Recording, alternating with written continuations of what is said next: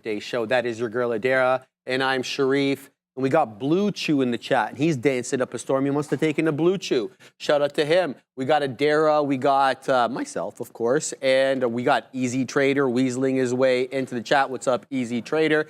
Shout out to everybody over there. Rivian Millionaire, hola to you as well. Jonathan R, Mr. Jonathan, 2 Jonathans back to back. Jay Haas, the Pawns, the Fawns. We got Pillsbury, we got Yannick, CompuCare, Fugazi Bear. Talking about Fugazi, Rock Doc, Cesar Sandoval, we got Tobes T, as well as Juan Padilla and Easy Medea, TH Odyssey Fights, TB Fighting, Alaric B, Fiddleback, Day Trader Cut, what's up, my man? Pay Day Trader, I love that name. Turamba Bar, I hope I didn't butcher your name, probably did. Oliver, we got Bot Ricks, The Piper, Stephanie's Journey. She's got some sort of thing going on there. Herring, Marcelo D'Amico. We got Henrik Smooth and Mr. Ian. Good morning to everybody and good morning to Adara. Good morning. How are you this fine day? Cannot complain. It's Thursday. I have tomorrow off, so I have a long weekend. Everything good there. Getting ready for the weekend. How's everything with you? I'm good. I'm awake. I was telling Sharif, I woke up at 1:30 after an accidental nap, like 1:30 a.m. I've never felt this alert in my life. Like I was like, this is how people feel every morning. I loved it. And then I was like, this is not feasible. So then I undid all of that by sleeping again. But long story short, the tire trade rules are in full effect. I still want to be trading, but I want to make trades that make sense because honestly, I know that I'm going to have to cross my T's, dot my I's, and triple check every setup. I just know that's the kind of state I'm at, and you have to preserve the mental. If the mental is half awake, you have to be aware of that so you make trades that are smart. So that being said, I did take 2 SPY scalps earlier today. We had JC Peretz on. I'm usually not at the side of the desk because I was watching. I wasn't really going to take anything, but some scalp set up. So I had this nice little long scalp I was pretty proud of here, basically to resistance here on the S&P 500. Short scalp I lost on a little bit there. I liked the idea of that 550 breakdown. Or 549 breakdown did not materialize. All good, baby. Time to get going again. Scalper Jay saying I'm the bomb. You're the bomb. Scalper Jay, everyone's the bomb here. Also, if there's any tickers you want to get involved here, I was going to press my stream deck, but apparently I haven't turned it on. Let us know in the chat. Thank you, Sharif. Yeah, absolutely. We should probably let everyone know while they come in hot and fresh from the first stream. The new afternoon segment relies on our viewers. We don't have a top 5 unless you guys vote. So get into the chat right now. If there's something that you saw Neil trading, if there's something that you saw the Katina Man trading today and you want to know a little bit more about it, bully your friends, persuade your friends to vote your way in the chat. Exclamation point, space, or exclamation point, join, space, $, and the ticker of your choice. Every day at around 2 to 2:30, we'll be covering those. So the top 5 make it on. So get into the chat and persuade your friends to vote your way. So let's have a look here. I've been trading Apple both north and south on this one. There was obvious resistance, Fabian, at 225. When we got up there, we kept zigging and zagging. I was showing Adara the kind of lottage that was there preventing the move up. We had about 2,000 some odd lots. I guess not the biggest size in the world for Apple. So I waited until this one cleared, rejected. Then I took the dip off 225, was able to print on that. Then I took it short.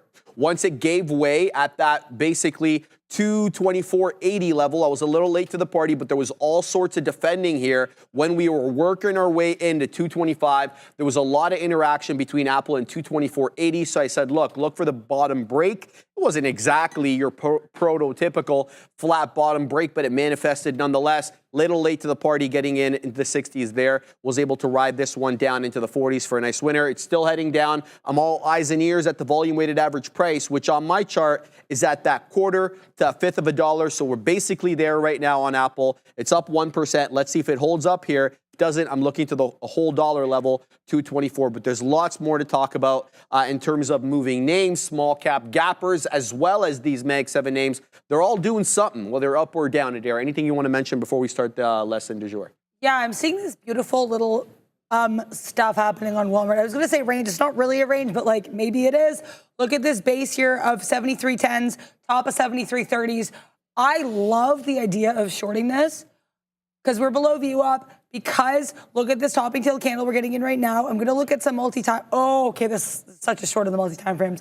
I'm definitely going to take this short. I'm going to risk it into that 73.30s. I'm going to try to get involved here. If we can get 73.11s, we'll start building this position. I've talked about this quite a lot over the last few days. I've been trying to get more size, trying to take trades that are larger and hold things for longer, unless they are my intentional scalps. Let's see what happens here. I want to see what we get here on the Walmart because I'd like to go shopping for a short. So we'll see if to the window, to the Walmart, we're able to get this little short here. So that's the only thing I'm really looking at. Ulta Beauty, I had one level and it's way far gone. I liked it at 364 because of that support in the pre-market. We chopped and turned around it. Then look how beautifully we break up above it at VWAP. That's not going to come into play. But if we bounce off 364 or even this like 365 level here where we had some of these wicks, I'd potentially be interested. But right now I'm interested in the fill in Walmart. I'm almost definitely not getting. All right, I just want to mention TX Trader was asking what's going on with TPST Tempest. So here's the headline: Tempest Therapeutic shares are trading higher after the company announced feedback from its end of phase 2 meeting with the FDA for amezolapat, whatever, in combination with this one and this one. I'm not going to bother reading them to treat first line unresectable, okay, metastatic hepatocellular carcinoma. Wow, that's intense. All right, well, that's why I'm not in the medical field, Katina, man. And we're going to just go on to technical analysis now. All right, let's get right down to it. We're talking about, hey, man, I gave it a try, Katina, man. All right, we're talking about earnings again. Last day today of earnings as I'm off tomorrow. It's going to be Obi's lesson tomorrow. We'll see what he has in store for you guys. But I'll finish this off by talking about the earnings calendar and the effect seasonality has on earnings. So let's get right to it. Timing is everything in the world of investing. Obviously, the adage of buy low, sell high is more than just a cliche. Understanding the nuance of the earnings calendar and the seasonal market trends can significantly enhance your investment strategy. By aligning your portfolio with these cyclical patterns, you can potentially increase your chance of outperformance. So let's get right to it. So the earnings calendar sounds like it's an easy enough concept to understand. We're just going to get a bit more nuanced. So the earnings calendar essentially is a schedule of when these publicly traded companies are expected to release their financial results. It's a crucial tool, though, for investors and traders alike because you know what is reporting when. So the importance, obviously, here can't be understated. By understanding the earnings calendar, investors can anticipate periods of increased market volatility, which is good for intraday trading, of course. And you can also identify potential trading opportunities and manage risk effectively. If you know it's going to be a more volatile period, you can take sound risk management skills in order to kind of just make sure you're around to trade tomorrow. So how do we use this? Like, what's the operation here? First and foremost, we want to identify these earnings dense periods. What do I mean by that? So they don't actually have to be the most amount of companies reporting in one day. But if you're interested in a specific sector, you may want to see, the first week of earnings where all the banks come into play. If you're into regional banks, smaller banks, they seem to have a concentrated window from which they report. So keep that in mind. Pinpoint weeks or months with a high concentration of earnings release within the specific sector that you're looking for. These periods often exhibit increased market volatility for that specific sector. Why? Because when one bank reports, it may have a sympathy effect on another bank. So they may all be moving, maybe not as much, but there is movement there. And you should also be analyzing the historical performance of these earnings. For example, you want to examine how the market has reacted to the earnings releases in the previous years. You're looking for things like patterns in terms of market returns, the volatility that ensued thereafter, and the sector performance relative to the company that you're looking at. You should be also on the lookout for identifying these earnings gaps are important as well. Periods with minimal earnings releases can offer opportunities for the traders who like those lower volatile periods. So once you're out of that, crazy every day there's 10, 20 companies reporting and the volatility that ensues, you can look for these earnings gaps. And I'm not talking about price action gaps. I'm talking about actually calendar time where there is no earnings. And you should also be on the lookout with earnings overlapping with economic indicators. Like today, we got retail sales. We got the jobs number last week or the week whatever before. We had non-farm payrolls, which absolutely moved the market. So, there was companies that released on the Friday when we got that NFP. Obviously, I think Palantir was one of those, wasn't it? It released on Monday. Monday, so it was Black Friday. Yeah, I was trying to make the correlation between economic connect. Anyway, so if you have a weak number that day, but a good earnings release, it could have the effect of subduing the exuberance that could take place on that name, or the other way around. If it was a weak earnings release and we got a strong number, you could be on the lookout for a possible move up, even though the earnings don't warrant it. So you need to be on the lookout for overlap with earnings with these economic indicators, because they can fundamentally change the picture, okay? Seasonality, very important as well. I'm a big believer in this. I see it every year. I've been trading for 4 years. I've been seeing summer weakness and fall weakness come into, late fall, early winter strength. That's happened basically 4 years in a row now. So the concept here is quite simple. You're looking here for earnings seasonality, though. So earnings seasonality refers to the tendency of certain stocks or sectors to outperform or underperform during specific periods of the year. These patterns can be influenced by various factors, like including economic cycles, consumer behavior, and industry-specific events. Let me give you some examples. Retail, obviously, we always look at retail around, Christmas time or the holiday season. Typically experiences strong sales during that November to December periods, essentially after what do they call it? Black Friday? Black Friday. And essentially weaker performance for retail during the summer months, when people stop spending on goods and spend more on experiences. So you need to be aware of these cyclicalities with respect to certain sectors. Technology as well, important here. It often exhibits higher volatility during earnings season due to the fast-paced nature of the industry. And energy, right?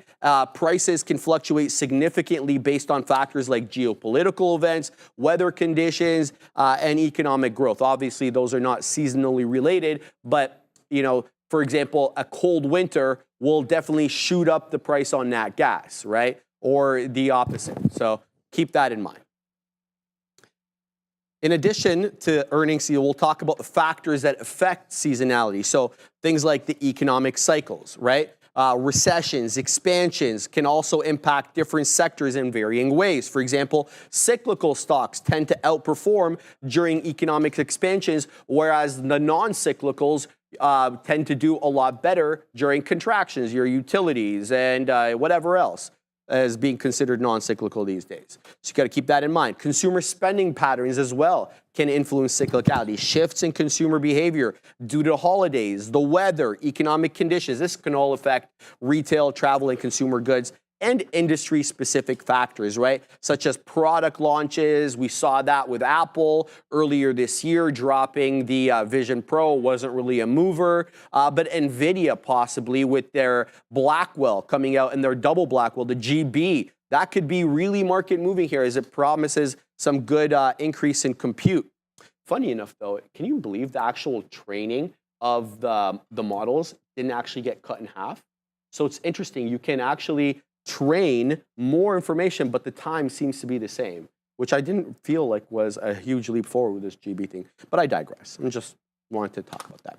So that's essentially what we're looking for there. And then last but not least, you want to identify seasonal trends, right? Like historical data analysis. You can examine the long-term price charts and performance metrics to identify recurring patterns around that seasonality as well. Of course, around earnings time and the correlation analysis. You can analyze the relationship between stock prices and seasonal factors, like we mentioned already, weather indicators, consumer spending, etc. Last but not least, obviously, there's the quant side to this, the statistical approach. You can employ statistical methods to identify significant seasonal patterns. I think that's what JC does on some of his all-star charts. They show this kind of thing, this technical analysis, more quant statistical observation to the market. So I think that has obviously some benefit for swing traders and even day traders alike. Adara. Yeah. Thank you so much there for going over that lesson, Sharif. And I think, again, earnings season's not over, guys. We have one of the most exciting earnings days coming up. And I was hyping it in the market recap yesterday. I was hyping it to Sharif yesterday as well. CrowdStrike, NVIDIA, CRM, Affirm, all going to be on the same night, guys.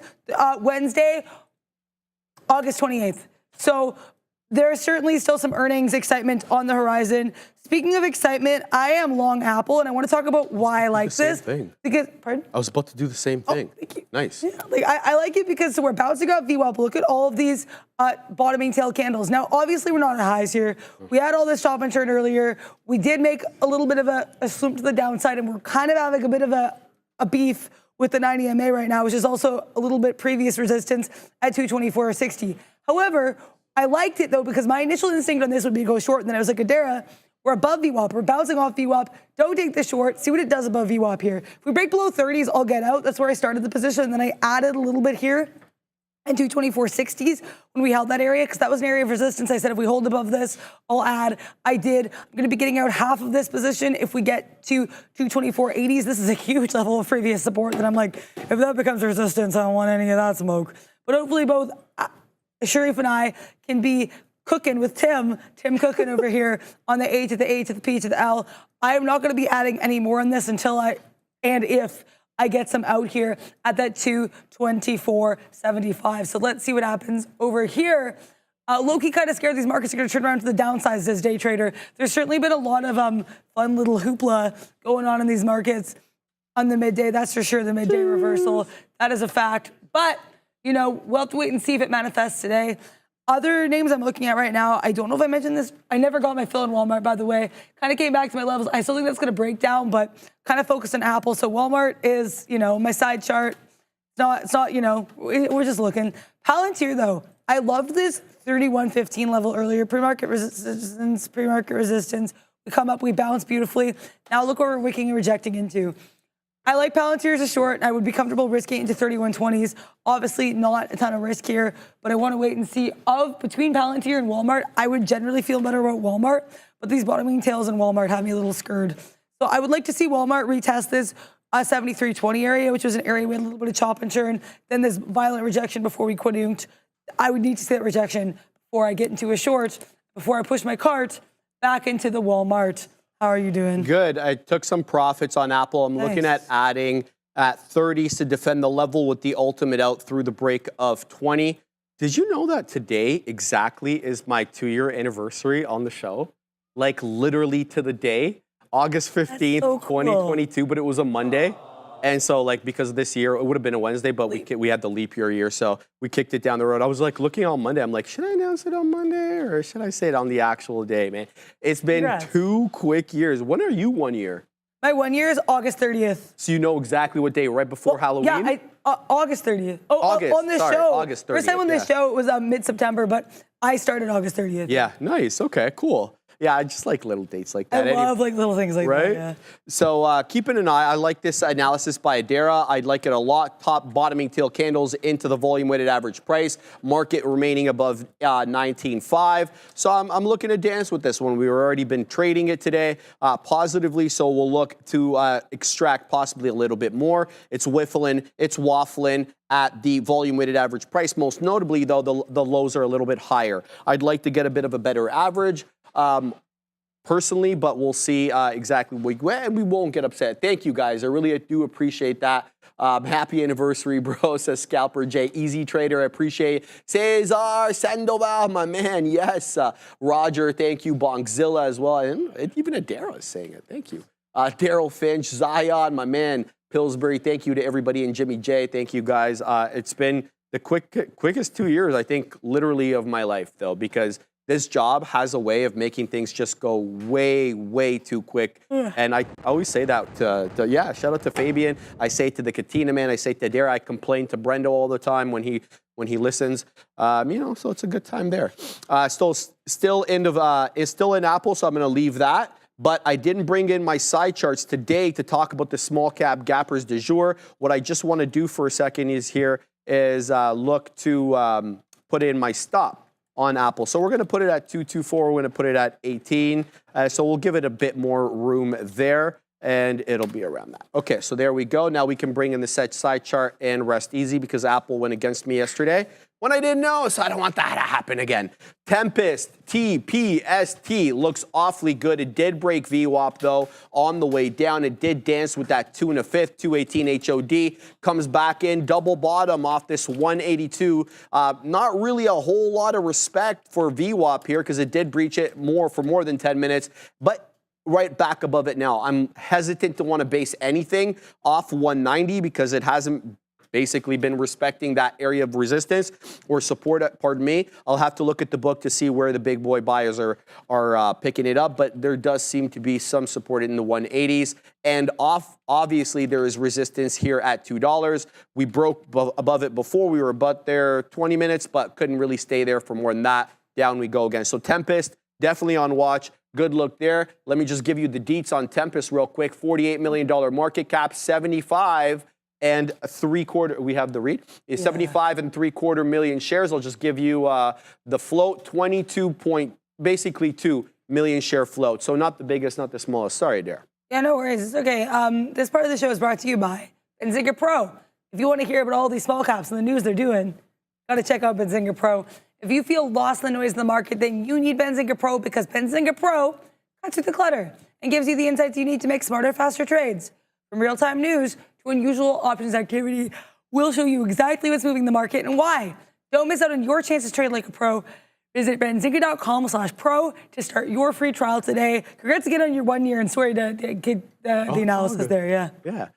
So here we go. Apple breaking 40s, still not printing me at that 30 penny level. I've already put my my stop in place, my beak wetter in place. We're gonna have to keep an eye on this one because I don't want what happened yesterday to happen again. And if in case you weren't here yesterday, I did the lesson and it went against me $1 not knowing I was in the position. So that ain't gonna happen today. So we're gonna keep tabs on it. Now, the other small cap capper that we're looking at, who remembers this one? I love saying this one, Adara.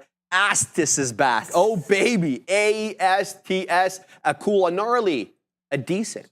35% in the clear, 23 million shares traded today. This is a big boy company. It's about $7.5 billion in market cap. It's been moving up quite aggressively on the day, 120 million float. Let's find out what the short float is, ASTS. It's large. Okay, so this is good. 21.5%, Katina man, on Astis. NVIDIA short float or NVIDIA price action? Oh, it's only up to 122. Katina man, how many dollars now? $3 in the money. The Katina man's printing up a storm on that side of the desk. Shout out to him. So yeah, we'll keep an eye on Astis here. It's doing big boy stuff. Closed out a little bit below $21 yesterday, and today we're knocking on the door of 28.5, up to 28 1/3 right now. It's been an absolute love affair with a 10 on the 5. There's been one time since we printed that 9:30 a.m. bell that we actually touched the 10 exponential on the 5. Let's see the respect on the 1. Is there any respect on the 1? There is respect on the 1. Adair, there's respect for the 10 and the 20 on the 1, but I don't really use moving averages off the 1. So we're going to try to base something off the 10. If it doesn't come in, it doesn't come in. That's the look there. VERI also moving nicely. EBS up. I'm keeping an eye on Dell. And I was keeping an eye on PACB because this one had a huge seller at 151, but it looks like it's come and gone here, Adair. Yeah, I'm still in Apple. I'm going to be taking out a third of the position at 224.60s, which was not initially the plan. Sometimes you have to change the plan. I just do not love. I've watched this. Look at how many times we nudge our little head up into 224.60s and then we can't do it. So it's like, I don't want to leave the position. That is not going to be the vibe. But if Apple's going to be not the dead one, but the sleepy one over in this area, then I'm going to have to honor that by taking out some next time we nudge our little nose and push that Apple cart towards 224.60s. I will still be saving pieces for dreams, but if we get below 224.30s, there will be no dreams, only nightmares, and bye-bye to Apple. Also, Ulta Beauty, I am looking at still. I did mention some Ulta I had my eyes on. I believe I mentioned this. And I love what we did here at 367. We had that bottoming tail candle. I was like, oh, dope, long. Now we're chilling around 366s. Like I said, if we get to 364s, that's really where my area is going to come in. But watching what we did in the book and the chart around that 367 was interesting to me as well. So still have thoughts on Ulta. One of my favorite styles and names to trade are these like kind of spreadier, more expensive names. I'm Lily. So I do find that, I don't know why, but I feel like that's a style that I'm pretty comfortable with. So we'll have to see how that goes. Speaking of which, Home Depot earnings day 3. Ooh. I looked at this chart yesterday and was like, man, I did not give it any respect. If, okay, slight, okay, this could be a flat top break potentially, but we're down on the, oh no, we're up on the day.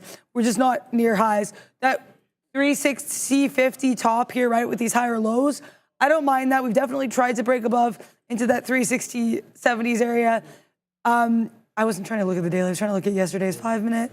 So yesterday, look at this beautiful higher lows attempt to push it to 359.50. We couldn't. So that 359.50, as such, as I said, this 359.50, 360.50 level is something I really like. Apple trying to make another bottoming tail candle. Hey, Apple, we'd care about those more if they were being paired with topping tail candles. You know what the best pairing is? Oh. Your ticker with the big, with that desk. Exclamation point, join, space, $, that ticker. Let us know what you want to look at so we can let you know what you want to look at. Yeah, sorry guys, like I said, I overslept a little bit today. I should have stayed awake at 1:30 a.m., words that no other human would be saying. But I've never, like I was like, this is what people feel like every day when they wake up. Like, oh my gosh, I never wake up alert, so that was huge. But you know what, you battle through every single day. Sometimes people deal with short bias or long bias. I deal with tired bias. You just gotta still take trades that make sense to you. And this Apple might not make sense if it breaks below 224.30, but right now, I'm not displeased. How are you doing? I agree with that. So I'm packing my patience with this trade.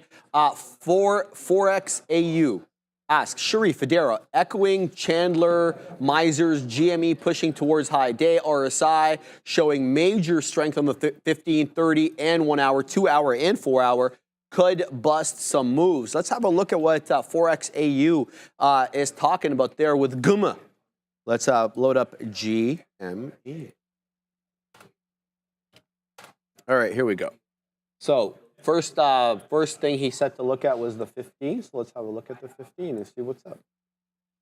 All right, so he says RSI showing major strength. So the RSI is in oversold territory on the 15th. It's putting in, if I could zoom in here, well, hard to tell if it's putting in lower highs because we're putting in higher highs in the price action, hence why I'm looking for price action.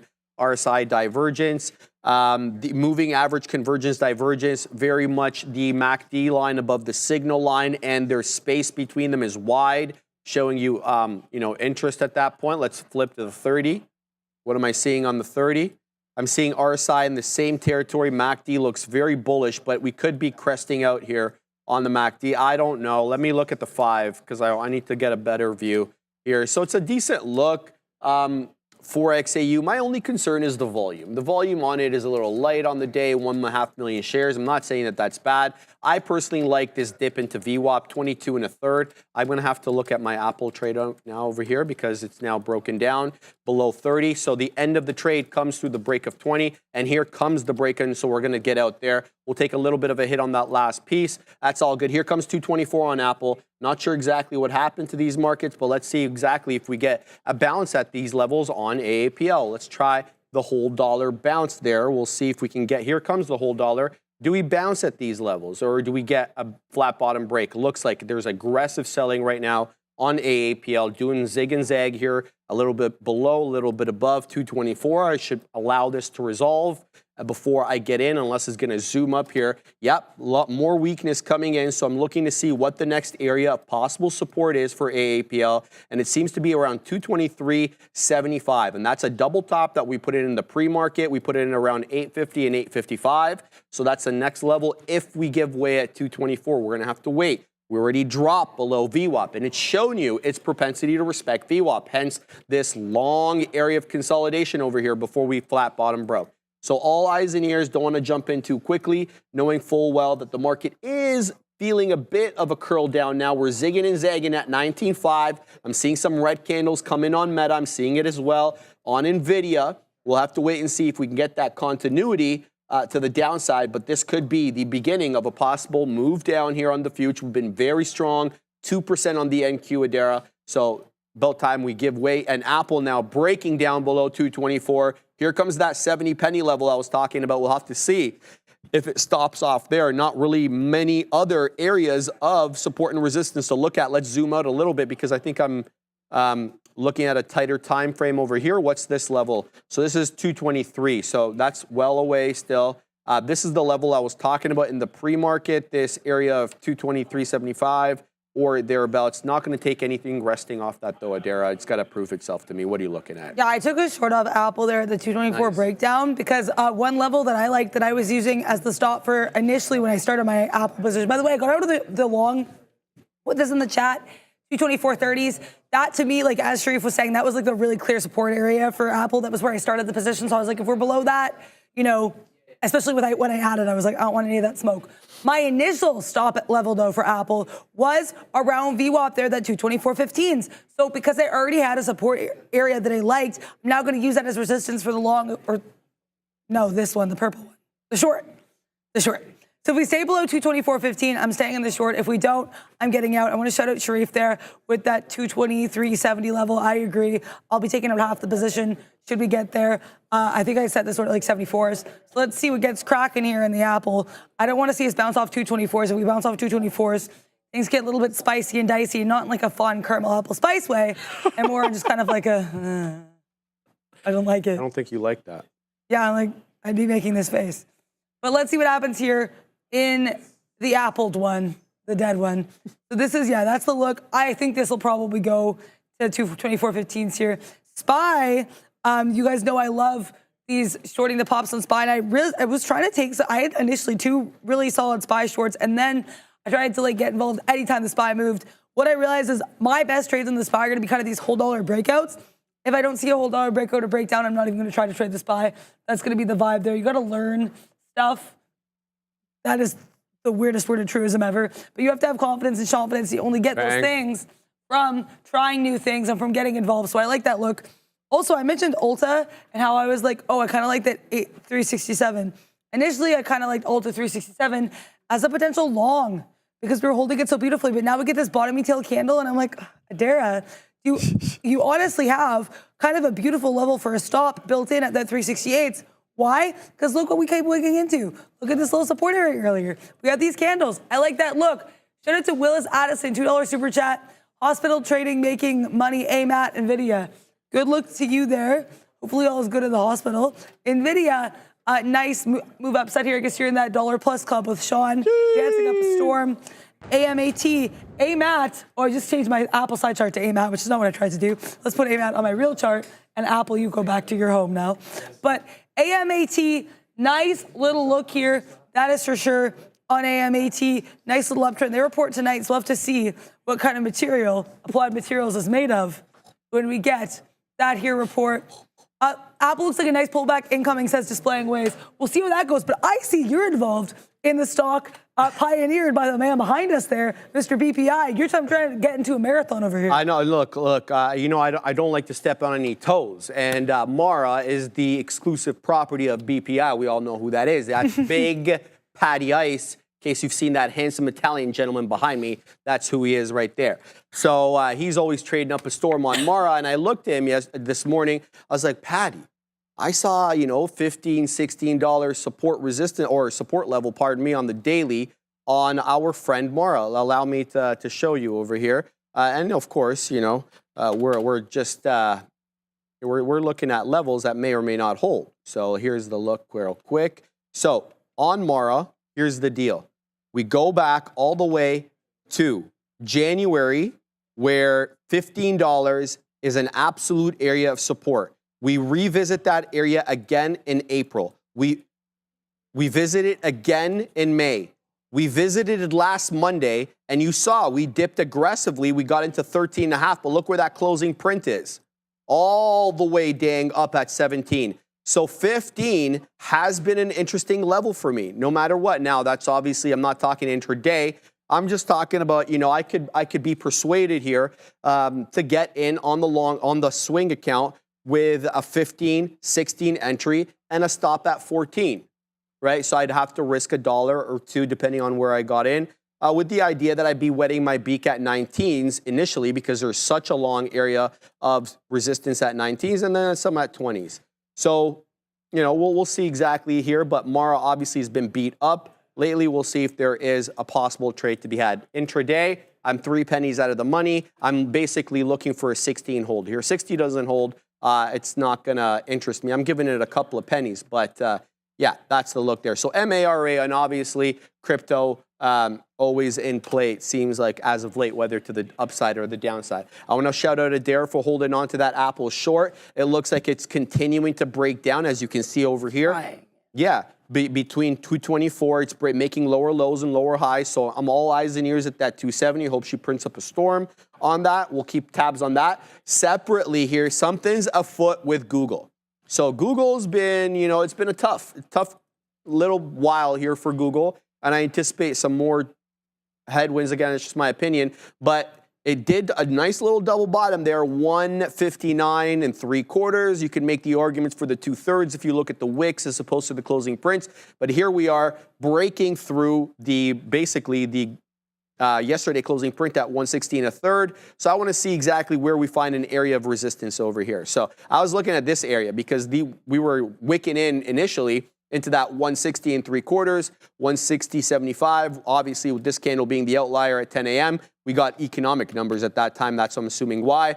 So we'll see. If Google starts curling back down, absolutely be persuaded to get in on this bad boy over here. So GOOGL, obviously up 0.16, but very kind of weakish on the day when as compared to some other names. Let's look at Tesla here real quick because Tesla's been an absolute monster. 6% on no news. I mean, I still don't see news. Let me just double check that super quick.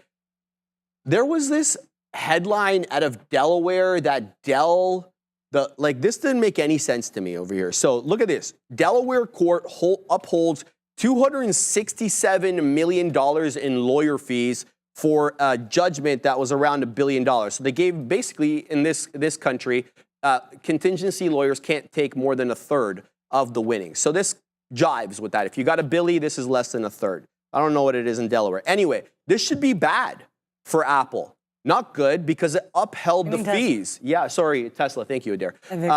This upheld the fees. So $1 billion settlement, they're getting $267 million of that. So if that's the case, then the lawyers that sued Tesla and won will get their fee. I don't know why this is bullish for Tesla. It doesn't make sense to me, but you know, how often does the market make sense? A lot. So we'll keep tabs on that. Still in Mara. Looks like it might hold 16 here. What's your look? Yeah, I added into this one, AAPL, because we were at that 224. We were really nicely below 224, so I added a little bit there. I'm okay with that. I said my area I leave was going to be 224.15, right? We brushed into 224.15. We're like, oh, and then we can't hold it. I was like, nice, okay? Gave me a little bit more, confidence, a little bit more conviction, especially, I think, a good word to use in light of that Dell story. Get it. Oh, okay. Well, I like a peak letter, so that was cool, but probably take that one too, because you should get the peak letter button. Yeah, I keep telling you. I have the code. Yeah, but so AAPL, I'm gonna take out 1/3 of this position, just given that I added and everything.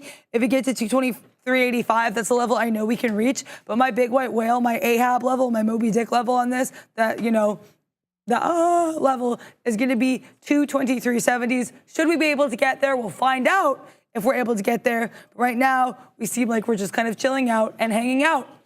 Nike's up 9.73% this week. Please check it out, says Gustav. Yeah, no worries. I mean, Nike's on my side chart. It's not really actually doing that too much right this second. Kind of just chilling below VWAP. Nike as well, guys, if you want to vote for a ticker, put it in the chat, !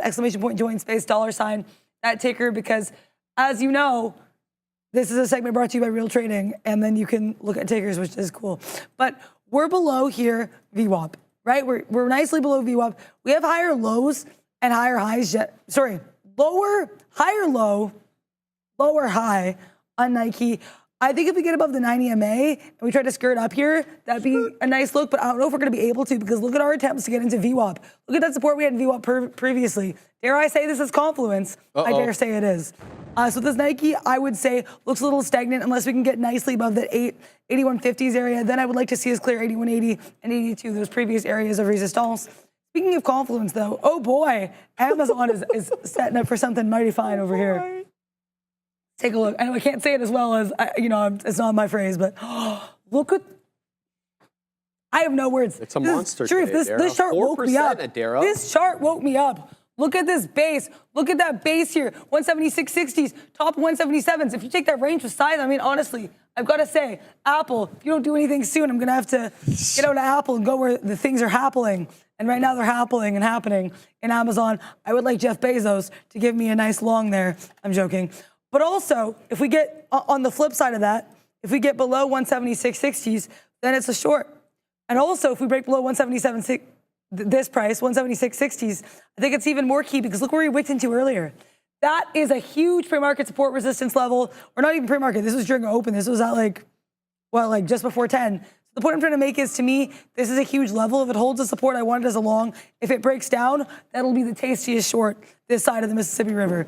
I don't know what I'm saying. Apple's getting near stopping me out. So Apple, if you stop me out and Amazon is still holding up, there's going to be a change in the tides over here. How you doing? I don't mean to laugh at that, but you're making jokes, so I can laugh. Yeah, I'm not offended ever. Baby. Yeah, well, that's interesting. The Louisiana purchase, I think, was based on the Mississippi, wasn't it? I don't know. The Americans in the chat can tell us. I have no Americans idea. hate when we comment on their stuff. Sometimes when we talk politics, I see the chat. They're not happy. But shout out to you guys. Hey, I was just using a phrase. I'm not talking about you. I'm not talking about me. When we talk about politics, you weren't talking about politics. I was really not trying to talk about politics. I was just making a weird Apple's phrase. on the way up here, so it looks like it did defend 224. My question is, let's see if it can get through VWAP, because VWAP was an initial area of support, right? And then it broke through it. So is it going to use it now as resistance? I'm all eyes and ears. Let's see what we get. But shout out to Rock Doc. I see it, baby. I see it.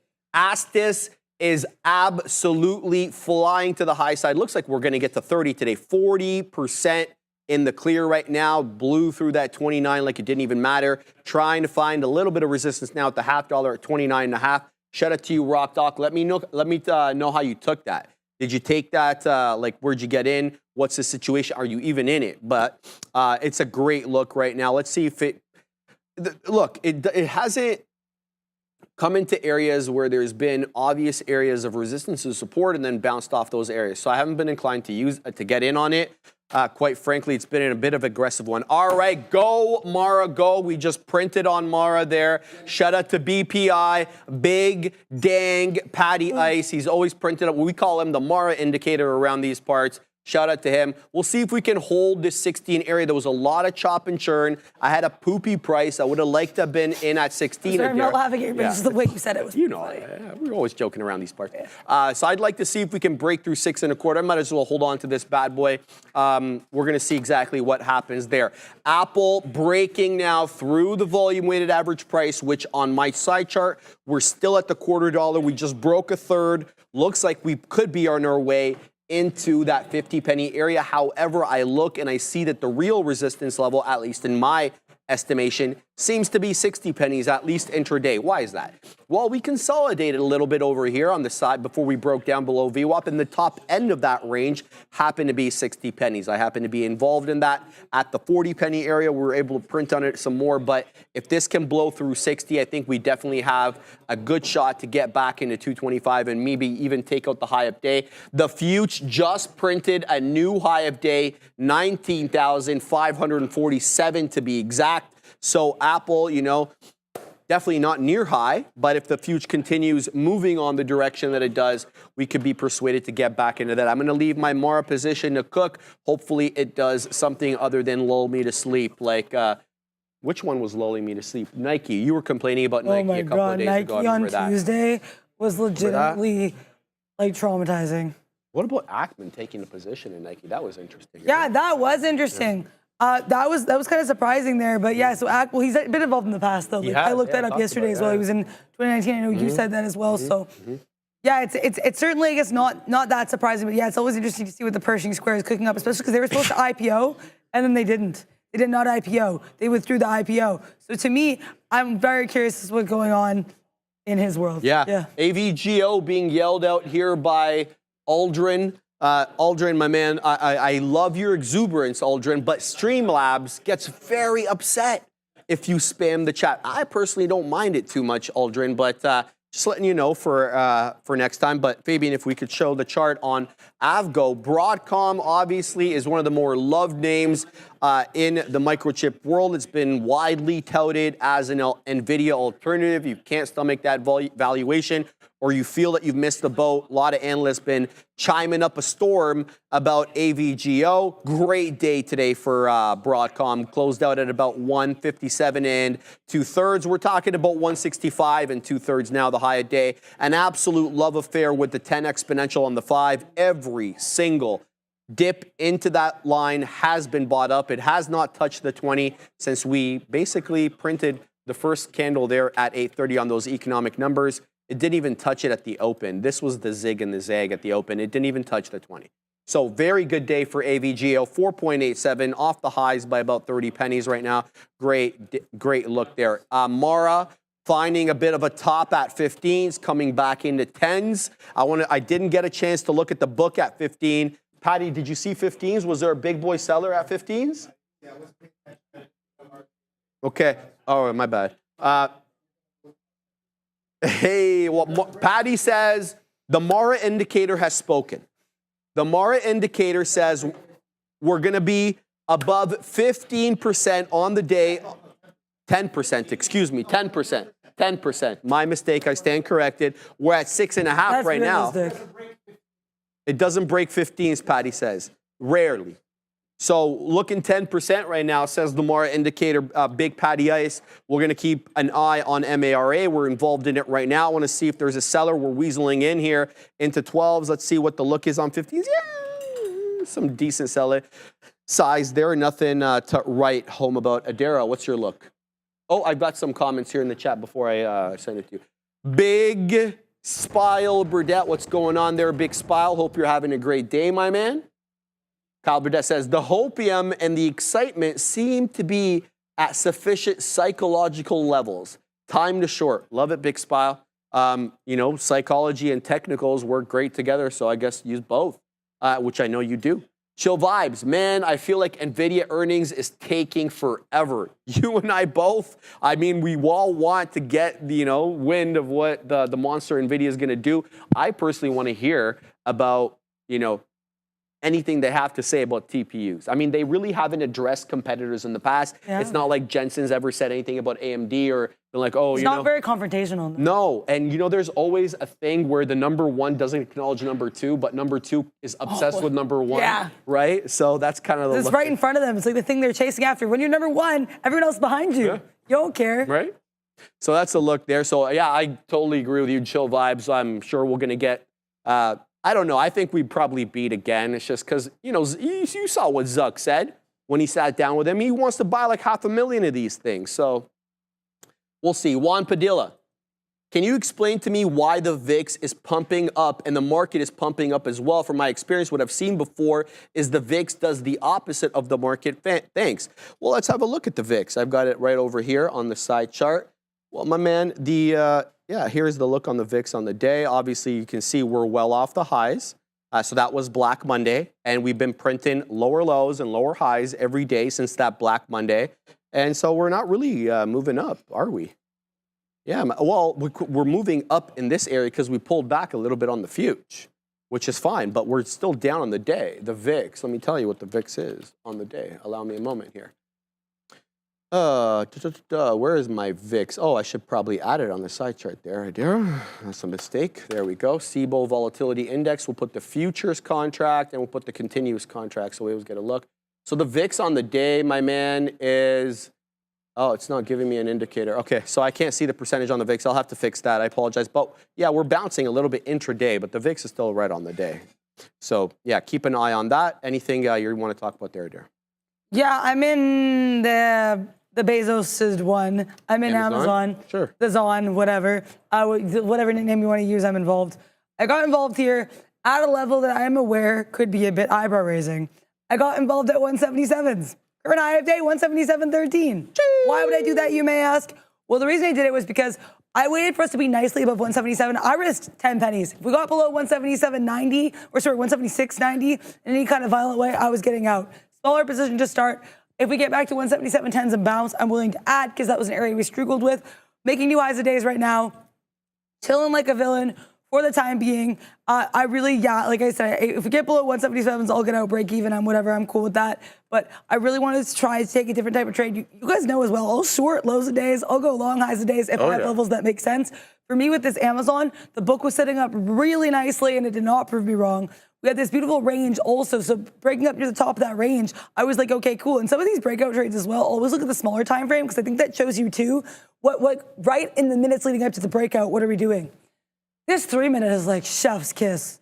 This is chef's kiss. This is textbook. I have no words to describe how good I feel about this 3 minute on Amazon. So I like that look. Hence why I was cool chilling with my long. And I'm going to actually set a beak wetter here. Not beak wetter, the other one. The one where you add. 177.13. I'm willing to add. That was previous high of day. When we broke above it, it was a nice little break. If you get back there, bounce. I shall be adding. We had 2 super chats here. One of them was from Zion Lala, $5 super chat. Jesus, Notorious, just please us with your lyrical thesis. You just chillin', milk 'em, top billin', TTV team. Shout out to you there, Zion Lala. We also had another super chat earlier from Cooler Hand. Thank you very much for the $4.99 super chat. How do you guys control your emotions after making big gains in a short amount of time? Love the show. Thank you very much. Love the support here. Thanks for being here. Honestly, I don't even make large gains, so definitely not the person to ask. But we can pass that question along to the big kahunas. I think in general, emotional control, like one thing that's huge. I think sometimes too, when you're in the trade, just focus on what is the stock doing. Hiding P&L is huge for that. Since I've hit P&L, I feel like the mental processes have gotten a lot better, and I've just focused on like, what is the trade? Does the trade make sense? There was that SPY short last week. I think it was like at one point $1 in the money, and I just like stood there and sat. I didn't, because it's like when you don't have the P&L, when you're not worried about how much you're making, when you're really just focusing on the processes, I think that can really be key. Speaking of process, add it into Amazon. If we get below 177s, I'm outie. I want to add here as we get back, or not add, I want to get out some at 25s. I've really been trying to add more, like, and again, that's what I said, hiding the P&L, I think it's been huge because now I don't worry like, oh, is it like, well, how much am I up? How much am I down? I'm like, is the trade feasible from a risk perspective? I risk 10 cents on this. So for me, like, I honestly don't think that's unreasonable. With the average position, I'm risking 6 cents because now I'm getting out if we get below 177s, right? So I think if you're adding, make sure you're adjusting to reflect that. To quote the great Michael Scott, as played by Steve Carell in The Office, adapt, react, readapt, act. Ain't that trading in a nutshell? That's what I say. But yeah, make sure you always have conviction, confidence, and that you're willing to get involved to make that here trade. Bang. Sean makes big gains at Scalper J. Yeah, that's why I was like, I want to pass that question on. Yeah, the big to kahunas. the big kahunas are making the bigger gains. We got also below these levels 176s, so I am outie of this trade. Happy I tried. Didn't work out. Where's the next trade, as Obi does like to say. And he'll be with us tomorrow, actually. Yeah. So shout out to JKL 146 999 super chat. Thank you very much. Can you guys do a look at Wolf, please, and thank you. You're welcome, and no worries. So Wolf, whoever howled there. Wolf is Terra Wolf. They are a Bitcoin miner. They had earnings on Monday after the close. And right now, honestly, I'm seeing, you know what their chart weirdly looks like? They look like Nike. I don't know why they look like Nike. Both of these clearly strong on the day, but not anywhere near their high of days. And in Wolf's case, big issue here with this 9 EMA. We kind of had a bit of a quadunk off the VWAP. If we can get back to that 374 and push higher, I think that's a really great look. I like that take. Also, as I looked at the Nike to compare it to Wolf, yeah, because right now Nike's stronger than Wolf, but I mean by both is they both were at high of day, now kind of see a bit of consolidative action. Let me see on Wolf. If we go to the daily chart, we get any levels because they did just have earnings. Like I said, though, with Wolf, I think if we reclaim 374, that's a nice, we could push higher. And then I would say look for resistance at those previous highs above VWAP. If Wolf cannot do that, then I would, yeah, you howl better than me. Sorry. No, I'm not upset. It's a nice howl. Oh, okay. I am more like this Wolf, like stayed up all night, like with the pack, and is now like, whoa, what's happening? When in reality, I actually overslept. But Wolf, let's not sleep on Wolf here. Daily chart for Wolf. Hit me up. Come on now. Okay, we'll see if that loads. Right now, again, though, like 5 minute, I think if we get above that 374, I watch out for resistance at 384, which was that top, that regional top earlier. So I'm going to see if I can pull up the daily chart anywhere else because I'm running into some issues loading the, oh, there we go. Never mind. Oh, wow. 384, if we break above that, that's also, I would say, support resistance on the daily chart. That woke you up. If you get that 384, I would say these wolves are howling to the upside. Good look for WULF. Look at that support as well in the daily at 330. Thank you very much again for the super chat. I'm going to stop howling. What are you doing? Oh, good. Trying to get into Apple. It broke through 60s. That's my level. We were waxing poetic, to use an Adara-ism, at this 60 level, Fabian, because there was a whole lot of consolidation at that level before we broke through the volume weighted average price. It's not coming back into 60s. I just refuse to chase stocks. I don't like to do that because I always get poopy prices. So if it comes back into 60s, I'm there. We'll look to defend. Yeah, it's going away. Anyway, I did really well on Mara. I'm happy with this trade. We got in at 5s. We got out there at 20s there. It's on the way up. It broke through the high of the day. I should have listened to the Mara indicator. He said 10%. Don't know why I took it at 20s. The reason I did, I'll tell you why, is because we obviously had the top there. The closing print was at 20s, despite the wick being into 4s. You know, this is it's a good level on the daily. This $15 level is a tried and true level. It goes back to the beginning of the year, and I think even before that. So I was quite bullish on MARA on the day. We'll see what we get there. Apple just won't come back into 60s. It is now curling up. It's looking at taking that 225 level. There's not a whole lot to stop it before 225. There's a little bit of zig and zag here at 80s. I'm not inclined to want to base off anything on 80s, more like the whole dollar level. I still have my order out at 60s. I'd like to take it. It'll have to be a $0.50 defend. If we come back into 60s, it can't be one of these ones where you give it a couple of pennies. That's not the move. AAPL has been more volatile lately ever since the volume started coming in. So that's the look there. Kyle Burdett, did you get that video last night? Interesting how we gapped over that witching close price. I haven't had a chance to check your big spile. You know, the build out right now is kind of engulfing all my time. I apologize. We'll get to that today and I'll shout it out. Mara, Neil says, where's your Mara high a day? Here's the look. So prior to the break of that $0.25, I had it at 24s. Neil, now it's at 28s. How about yourselves? Oh, okay, yeah. Yeah, I don't. I gotcha. Okay. So yeah, we'll see if MARA can continue to pump here. Let's see what else everybody's talking about. Rivian Millionaire Mara is at 7.2. Yeah, well, it's a little bit lower now, but yeah, your point's taken. 6.87. I gotcha. Shout out to Rivian Millionaire. Crap stock. Adara is a scalper. What type of trader are you? I like to pretend I'm a momentum trader. So we'll see exactly what I am, but yeah, that's more of my look. I like to take these names that are moving up on the day and just ride the trend, whether up or down. That's kind of the look there. All right, continuing to watch AAPL. It's not coming into 60, so this order is no longer valid for me. It's either I get in here or I'm going to have to wait to 225. Here's 80s, and it's breaking through 80s as I anticipate. Let's see if the bid can cross on 80s, though. Nope, the bid not crossing quite yet on 80s, but I did see a top wick through there. What are you looking at, Adara? Okay, so you know I said Amazon, like I had the long, didn't work out. So it's still vibes. It was like, oh, make sure you collect the Amazon package profits before people steal the package from your door. The package was stolen from my drawer. Where's the next trade? Well, I look over the Amazon side chart. You guys know I said if we can't hold that thing, that support, that big old support level, to me, this would be a short. And then I didn't take the short because then we had that gorgeous bounce off 177. I didn't scalp it out and things for aggressive journaling and not for me to rant about here. But this 176 breakdown, 176.60s breakdown, chef's kiss, gorgeous. And then never mind too, we start like this breakdown really heavy. We start selling really heavily as the Qs, we can do a new high. I mean, now they're lower, but the point I'm trying to make is this weakness in Amazon slightly predated by a few seconds here, that weakness in the Q. So I was like, So I like this. I'm risking into 80s. I'm risking like 15 pennies.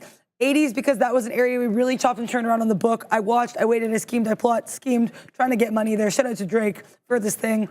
Right now, we are not the furthest thing from my first beak wetter. We're not especially close either. I'm going to be taking some profits out at 46s.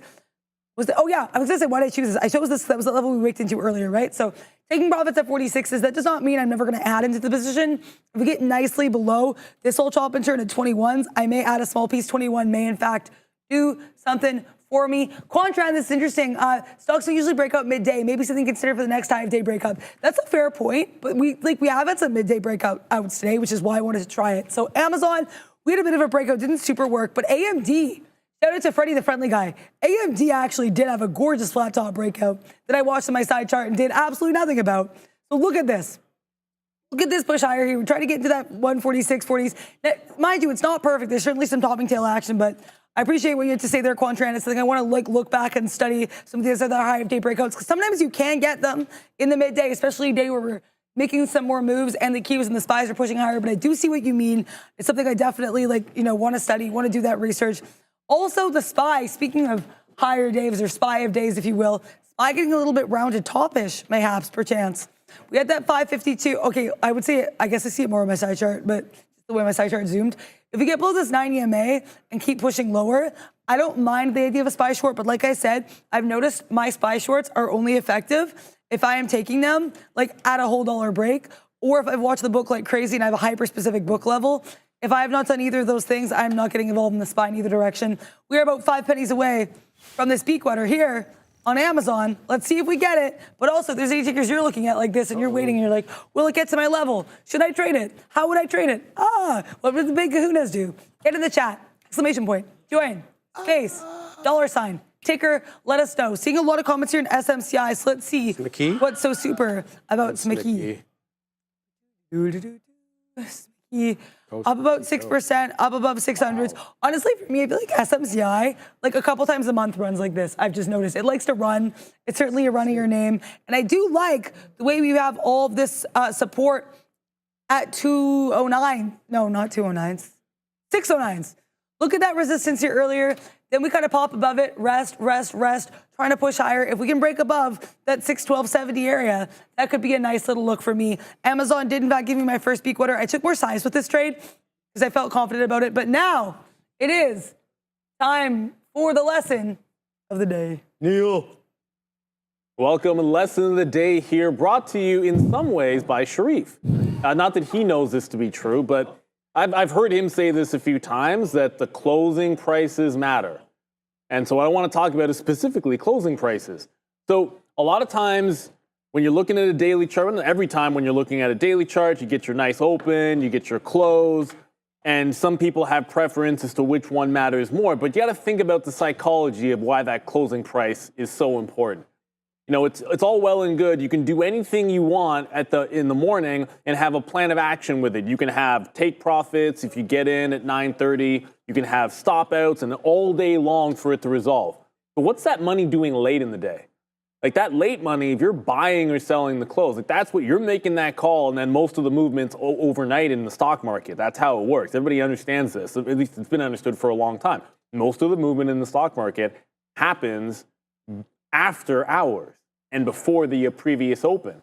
So it's a big deal when the money wants to go in or come out at the end of the day. And then throw on top of that you had those big auctions, so you had those imbalances come through, and then you get that big consolidated print where you get a huge volume spike. Often the biggest volume event pretty much every single day is going to be that closing price. So how can you use this to your advantage? Well, one, sometimes we talk about things being an inside day. Like if you have a stock that's trading inside of a range and you like support and resistance and key price levels, well, you might not get to a double bottom. You might not be trading within a double top to trade off of that at the open. So what's the other place that you can look? And let's imagine a scenario where, we're not having to imagine a scenario where Meta is strong. Meta's been strong going into its 52-week high. So it's been strong. You're looking for buys and dip buys, and it doesn't present you with an opportunity to buy off of the bottom the day before. It doesn't present you at the open with a breakout trade right away off the double top. What it does give you is a dip into basically the only other thing in between, which is exactly the previous close. And when it bounces off the previous close, bye-bye. It's off to the races. Now, again, it's not as if every single stock you should buy at the previous close. No, that's not the idea at all. The idea would be if you want to be joining a trend, there's breaks of highs, there's buys off support, but then you can also look at that previous close price. If the buyers like where it closed and they're willing to jump and buy again, fantastic spot to try and get involved in. And it's not as if I'm just saying this is a one-off. The reason why it's a lesson of the day is because I can pull out a few of these on a day like today. PLTR, Neil. There you go. That's why we didn't get it up there. So Palantir is another example, and I'm just going to wait for this chart to load up. Palantir is another example of a stock where at the open, what are you dealing with? It's pre-market already taken out the top. The support levels, 30.70, 30.30. You've got a couple of big support levels potentially that neither one of them gets tested. So an inside move, it fails the previous high. So if you're long in there, you're out. Dips right in, previous close, $31. Where was the support?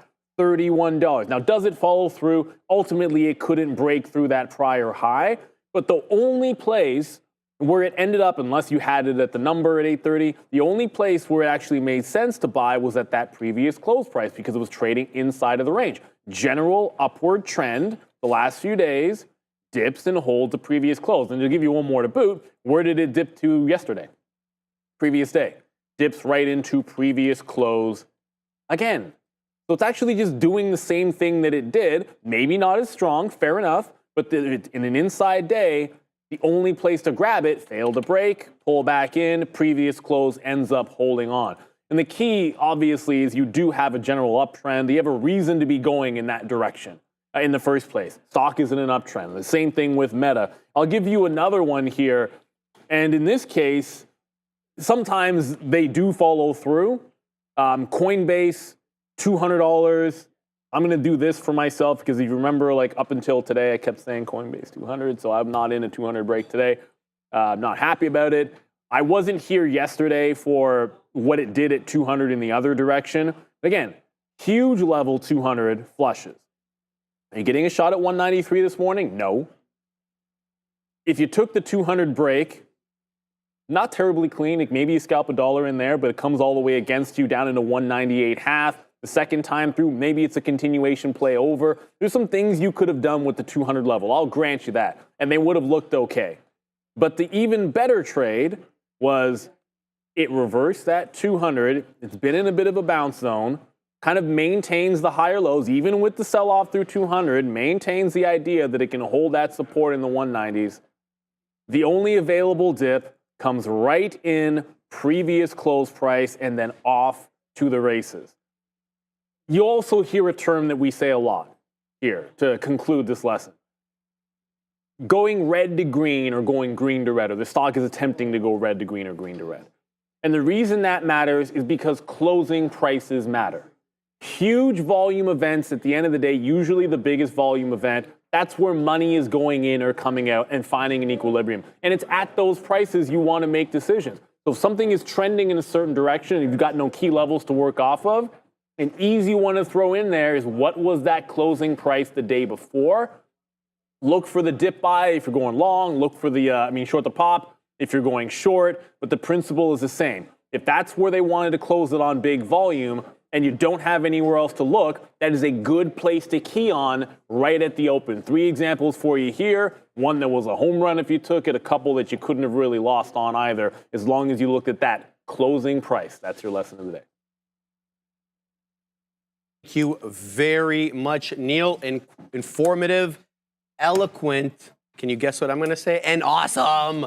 As always, Neil Roberts every day at Dara around noon hour, like I'm telling you, like you don't know. And yeah, he's dropping hot lines. So if you're into that kind of thing, Neil, lesson of the day around that noon hour, be here or don't. You're going to miss out.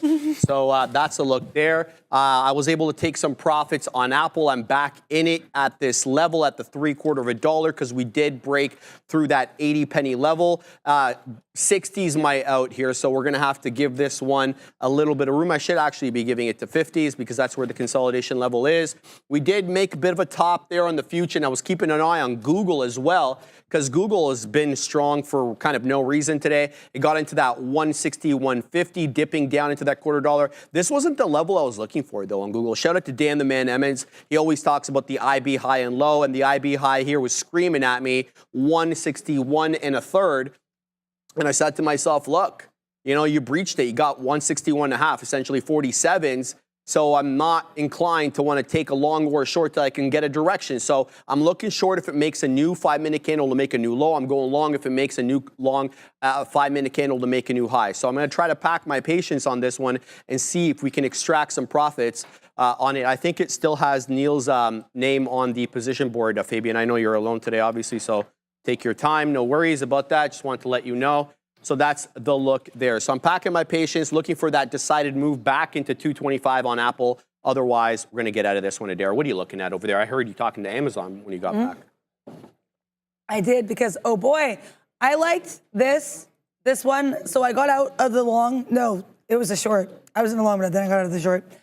I got out of the short because we were kind of getting back into that 176.70 area. I took a 5-cent hit. I was like, Adair, you want to like breathe. You want to be able to walk around.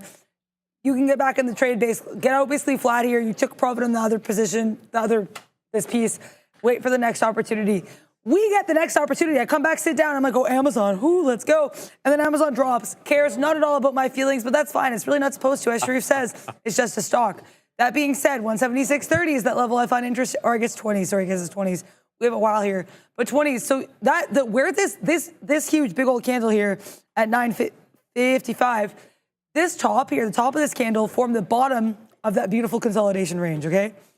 But the bottom of this candle, if we break below this 127.20, in the words of a noted Amazon trader, oh boy. So I think that level could be really, really, really, really, really, really spicy. And then you risk it into the next level that was really strong here, which is 176.40s. We bounced here right now, 176.20. So clearly this level does mean something. What does it mean? We'll find out. But shout out to GZ for the $4.99 super chat. Shopify resistance level, please. Bought calls that are nicely in the money when Sean called it at 69 yesterday. Thank you. You are welcome, and thank you very much for being in the chat, being part of this lovely community. Absolutely. Shopify, we know, was crazy off earnings. Like, people were putting Shopify in their shopping carts. That's for sure. It was on their watch list. Oh my gosh. Okay, well, you're already like $5 in the money there, or calls. So shout out to you there. I don't know how it works for calls. I guess they're just in the money. But yeah, I'm sure. Sorry, I don't know. I don't know options lingo. You're right. But let's find out here in the daily chart if it will. I've noticed my daily charts have been taking like a sweet moment lately. Brendels are acting up to at the big desk. Yeah, I remember. Yeah, mine, like, they do work. It just takes a minute. Like, you got to flip between them. So apologies there. Right now on the intraday basis, this top here at 74, that was crazy resistance. If we can hold, resistance, I think if we can hold that, that's a great look. But in terms of a longer play, come on, Shopify, be nice to me. I would think in terms of a longer play, I mean, that 70, like right now, I think the 74 is still telling you something, right? But you want to see what it's telling you on a larger time frame. Also, just as I'm pulling this up, I remember we don't have any auctions today, but in 1 hour at 1:10, we'll have comments from Feds Harker.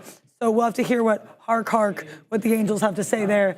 Hark, the Harkins sing. I'm starting to think that the market might start looking short here. We're seeing a lot. Yeah, I'm seeing a lot of weakness on the Mag 7. Apple's still within my range, so I'm holding it just exclusively for that reason, but I'm seeing weakness. You're seeing weakness on Meta, on Amazon, even Apple now, a couple of red candles, topping tail on Microsoft through 420. I'm seeing a couple of red candles now on goggles. Tesla's pointing down. Well, Nvidia's obviously still up on the day, but it's retracing into the 20 exponential on the 5. I don't want to be standing in front of this market if it's going to come back down, but you're not seeing the decided weakness on the future. Like, look, we're 7 points off the high of day. So I said to myself, look, you're seeing some curl down, which is normal, but you're 7 points off the high of the day. What the hell are you selling for? You're not even below the 10 exponential on the 5 on the NQ contract. So, when you day trade, you obviously see things in a much smaller context, but I'm trying to pack my patience here. I'd like a decided breakthrough 80 on Apple. That'll give me a lot more confidence in the trade, but I am seeing some weakness. Now, Google has made a new 5-minute candle to make a new low off that 161.5 top. We were talking about goggles getting weak, and there it is. There's the topping tail. It's about 50 pennies off that, well, no less, 40 pennies, excuse me, off that high. So this is the new 5-minute candle to make a new low. Let's be all eyes and ears at 161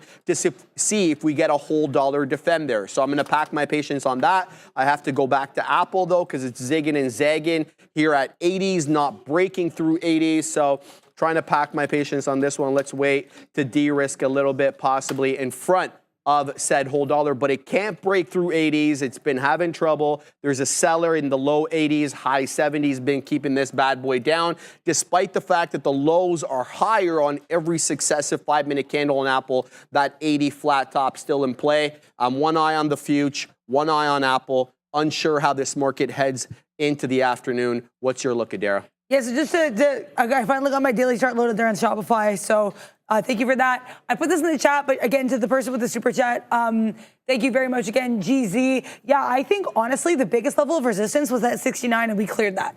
Like if you look here, 69 was a level we played around a couple times, right? It was a little bit of support there. Then it was resistance a couple times, right? We pushed above it beautifully. So I would say now that we're above 69, I don't want to say blue skies or green skies. It's definitely not. But I'd be looking there. What was that next area where we had a little bit of a possible resistance? When we had this downtrend starting back here in January with these lower highs, higher lows, that was...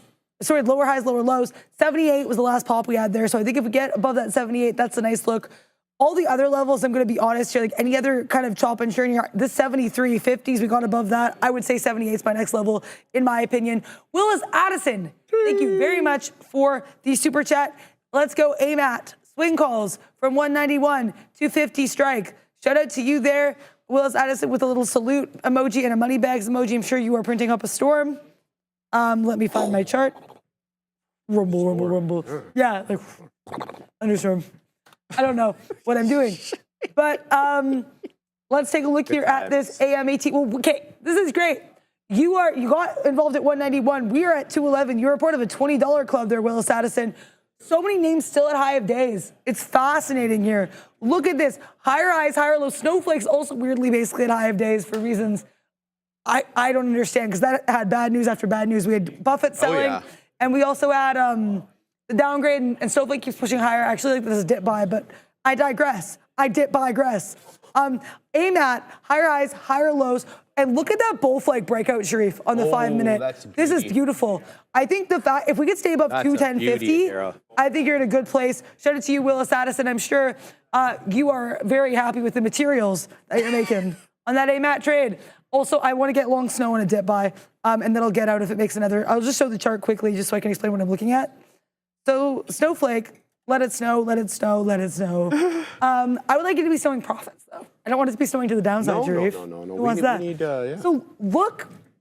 One, or is that two? It's like, I think Amazon got one. Oh, cool. So it's at least 2 or 3. Fair. But I like that, but I appreciate the pushback counter. Look at this previous resistance here, right?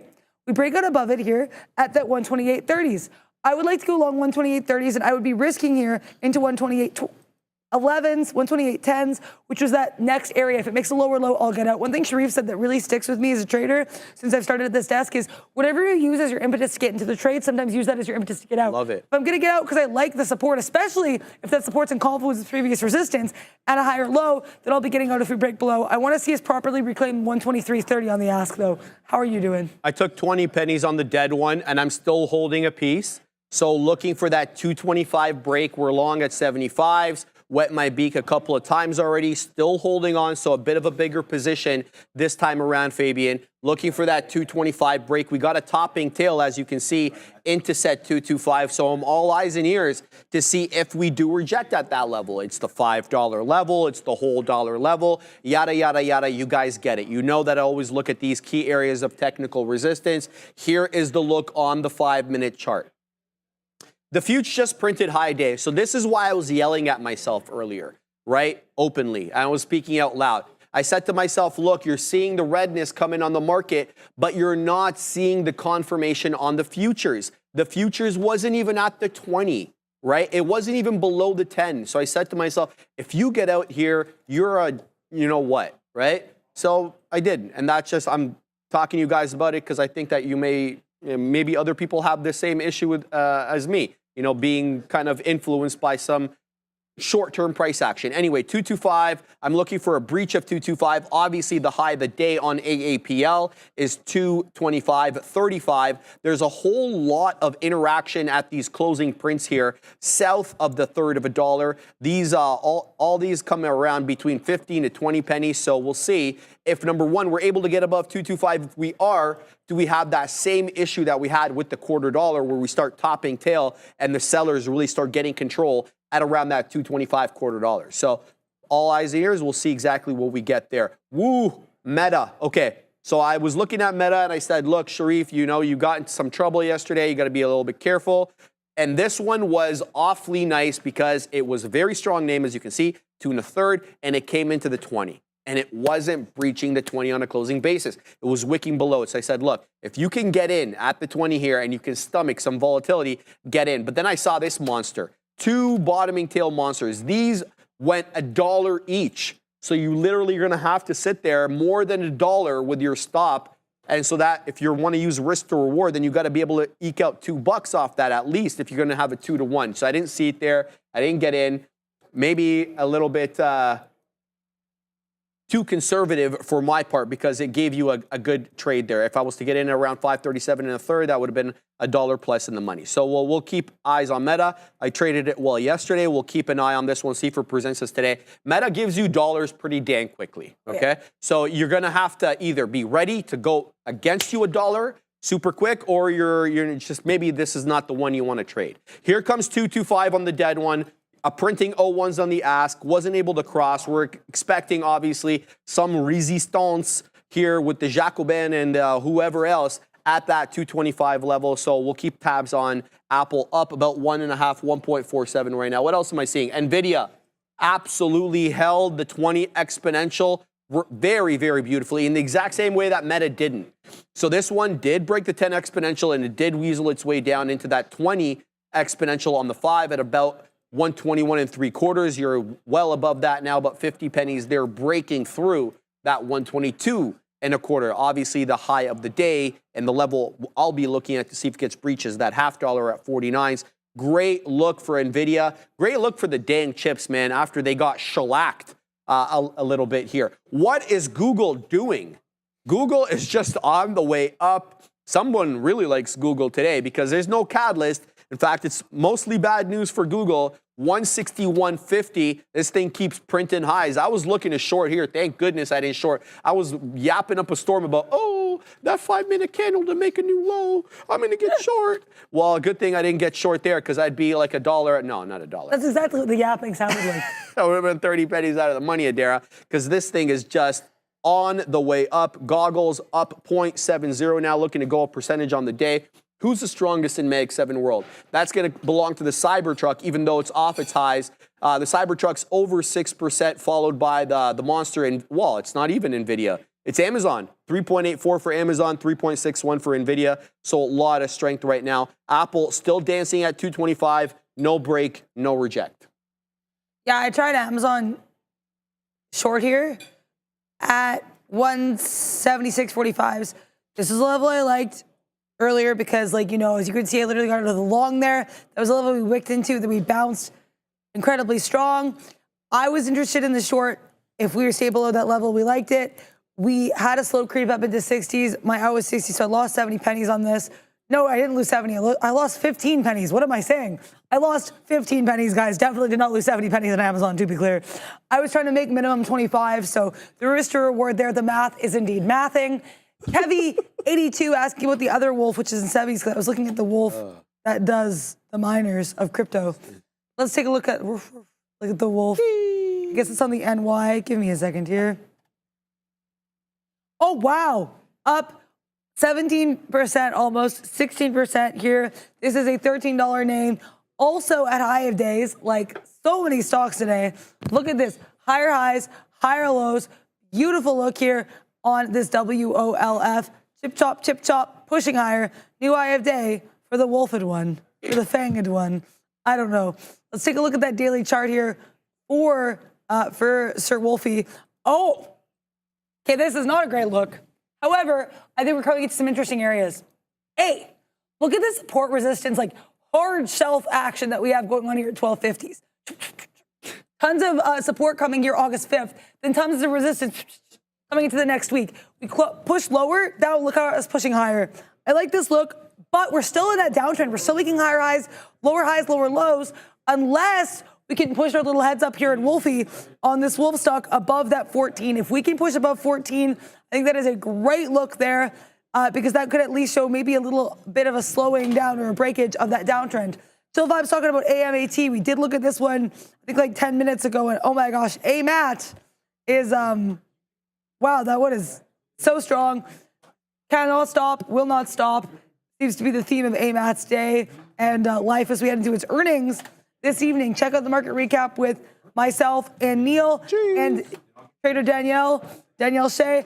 We're high a day right now for AMAT. It's 212. Last time I looked at this, we were topping around 211.50s. It's a great look for AMAT.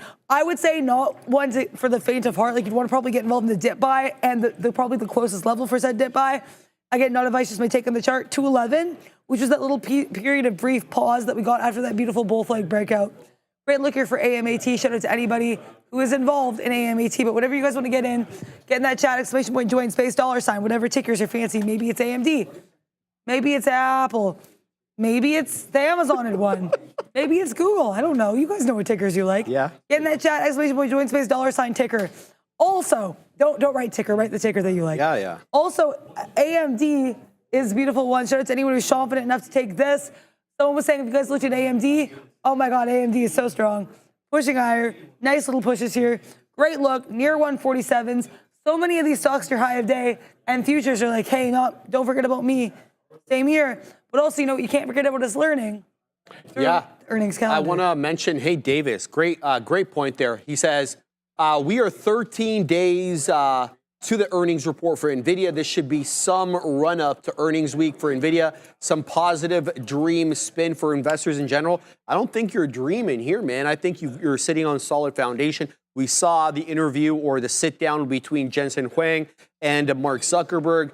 Zuck basically saying he's going to buy up a storm in terms of their H100s. We obviously know that they can't make the Blackwell chip fast enough to get it to market. So if Zuck's buying up a storm, we know that some of the other hyperscalers are continuing to build out. And here's what seems to be the consensus amongst these hyperscalers, that it's better to overinvest at this point and have hardware and basically these data centers that they're building out that you may not use to its full potential, as opposed to underinvesting and being left behind. So you're going to see kind of a risk on, in my opinion, with these hyperscalers. They're going to continue to pump money into this because of the risk of underinvesting and being left behind. It's such a big thing, like, the dot-com bubble, mobile, AI, I would say, maybe on par with that kind of tailwind. So over-investing here is typically the case. We saw that with the build-out in the internet. Everybody was building fiber ops, and then you couldn't pay people to take the fiber ops off. So, that is a definite risk. But I think you continue to build out, in my opinion, even if you're not going to utilize fully. So we'll see. Everybody's got a different opinion in this. Obviously, if you're involved in NVIDIA, I hope you print up a storm. I've got a couple of shares in my account here I'm happy with. Just going to leave that, not adding or removing from the position, just going to leave it. Let's go. Earnings. We're talking about the earnings calendar and the effects of seasonality, so let's get right to it. Timing is everything, essentially, in the world of investing. That old adage of buy low, sell high is more than just a cliche. Understanding the nuances, guys, of earnings calendar and the seasonal market trends can significantly enhance your investment strategy. By aligning your portfolio with these cyclical patterns, you can potentially increase your chances of outperformance. So let's get right to the actual lesson. So the earnings calendar. We all know what the earnings calendar is, right? It's a calendar that shows us the days that the companies are reporting. Sounds easy. So the earnings calendar is essentially a schedule of when publicly traded companies are expected to release their financial results. It's crucial, though, for investors and traders as we base off our investment decisions or our trades off it. So first of all, the importance here, understanding the earnings calendar, investors can anticipate, increased periods of market volatility, right? Well, identifying potential trading opportunities, no question, and managing risk effectively. As an intraday trader, volatility is our bread and butter. No volatility, no profit. So when we find these periods of higher volatility, we try to hold on to them because that's what's good for intraday trading. So how do we use it? What's the methodology here that we should employ? Obviously, everyone has their own. You can identify these earnings dense periods. That means a couple of things. You can either find the periods where there's the most amount of companies reporting, or you want to get those sector-specific companies, like, for example, the first week of earnings season usually is the banks. You like those regional banks, you like the big banks, you want to trade the banks and any possible sympathy plays that may come with that. You want to concentrate on that first week. If you like tech, you're going to have to wait a couple of weeks. So essentially, that's what we're talking about there. Identifying earnings dense periods, whether it's with the amount of companies reporting or the companies specific to your sector. And you should also be looking to analyze, analyze historical performance for the earnings. I'm just keeping an eye on Apple. It's zigging and zagging still with 225. You want to analyze the historical performance. You want to examine how the market has reacted to earnings releases in previous years. You want to look for specific patterns in terms of market returns, volatility, sector performance, different nuances for the trade. And you should be looking to identify as well these earnings gaps, and by this I mean not price action gaps, but actually calendar periods, days or weeks where there is no earnings or there are fewer earnings. If you are not one of those traders that likes a whole lot of volatility and you like the volatility subside a little bit before you get into trades, that might be the window for you, okay? And there's also the issue of overlapping earnings with economic indicators or economic releases. So if you were to basically be an earnings play on the day that we got non-farm payrolls that missed by 100,000 and you beat on the top and bottom line and you guided exponentially higher, well, you probably got hit that day because NFPs wiped off everything, the weak NFP number. So you need to be very alive to the fact that on the earnings day that you're going to trade or want to trade, there could be an economic number that could, basically put the kibosh on your trade or substantially change it. You need to be aware of that. And the only way to be aware of that, get into that calendar. Let's talk about some earnings seasonality, though. This we hear a lot with retail. Seasonality this, seasonality that. So essentially the concept here is earnings seasonality refers to the tendency of certain stocks or sectors to out or underperform during specific periods of the year. These patterns can be influenced by various factors, whether the economic cycles, the consumer behavior, industry-specific trends, yada, yada, yada. There's many different reasons. So let's give some examples. The one I just prefaced right now was retail, right? Typically, retail experiences strong sales during the holiday season, that November to December time period, and weaker performance, sadly, during the summers when people start spending on experiences rather than goods, right? I know if I wasn't building out, I'd be on vacation, right? I can't go on vacation this year, so I can't spend. But other people can, and they're spending up a storm. The Katina man just got back from London. Brendo's leaving in a few days. So, people tend to spend on services more in the summer than they do on goods and vice versa. Well, not maybe vice versa. People tend to go on vacation in the winter break too. Technology. This is another cyclical one that we can keep an eye on, Fabian. Making me laugh. Technology often exhibits higher volatility during earnings season due to the fast-paced nature of the industry, right? It's ever-changing. And energy prices can fluctuate here drastically based on, obviously, geopolitical factors. We're experiencing that right now. Love it. Love gas at this price. Weather conditions, economic growth. I mean, all the forest fires that we have in Alberta right now, that could significantly increase the price of Canadian or the crude, or what's Canadian? What's it called again? The Canadian oil? Oil sands? Yes, the oil sands grade or whatever. Thank you, Katina, man. Apple's rejecting 225, so I have to have a look at this. So the dead one, it can't seem to break through 225. There's a lot of resistance there, so it's coming back into the mid-80s. I've already put my stop, so I'm going to allow the stop to trigger or to break through 225. So I just want to keep tabs on that because of the issue yesterday. Okay, so energy as well could definitely be hurt if there were forest fires coming into the areas where we extract oil from the oil sands. You guys get it. So there's all these different variables that we have to keep an eye on. So what factors affect seasonality, though? And that's kind of what I want to talk about. These economic cycles certainly can affect seasonality. So recessions, expansions, they can all impact different sectors in different ways. For example, cyclical stocks tend to outperform during economic expansions, whereas counter-cyclicals tend to do better during contractions, the utilities, the things that you have to spend on, the consumer defensives, right, that you have to spend on, the discretionary get hurt, maybe tech gets hurt. Consumer spending patterns as well, very important. Seasonality as well into this. We just finished talking about retail and services in the summer. So shifts in consumer spending behavior due to the holidays, due to the weather, the economic conditions, tightening credit markets, for example. That can all affect retail. It can affect travel, consumer goods, etc. and industry-specific factors such as product launches, the regulatory changes, supply chain disruptions, all stuff we have to be aware of if we're going to do these trades because they have a way of affecting sentiment, which can definitely affect price action.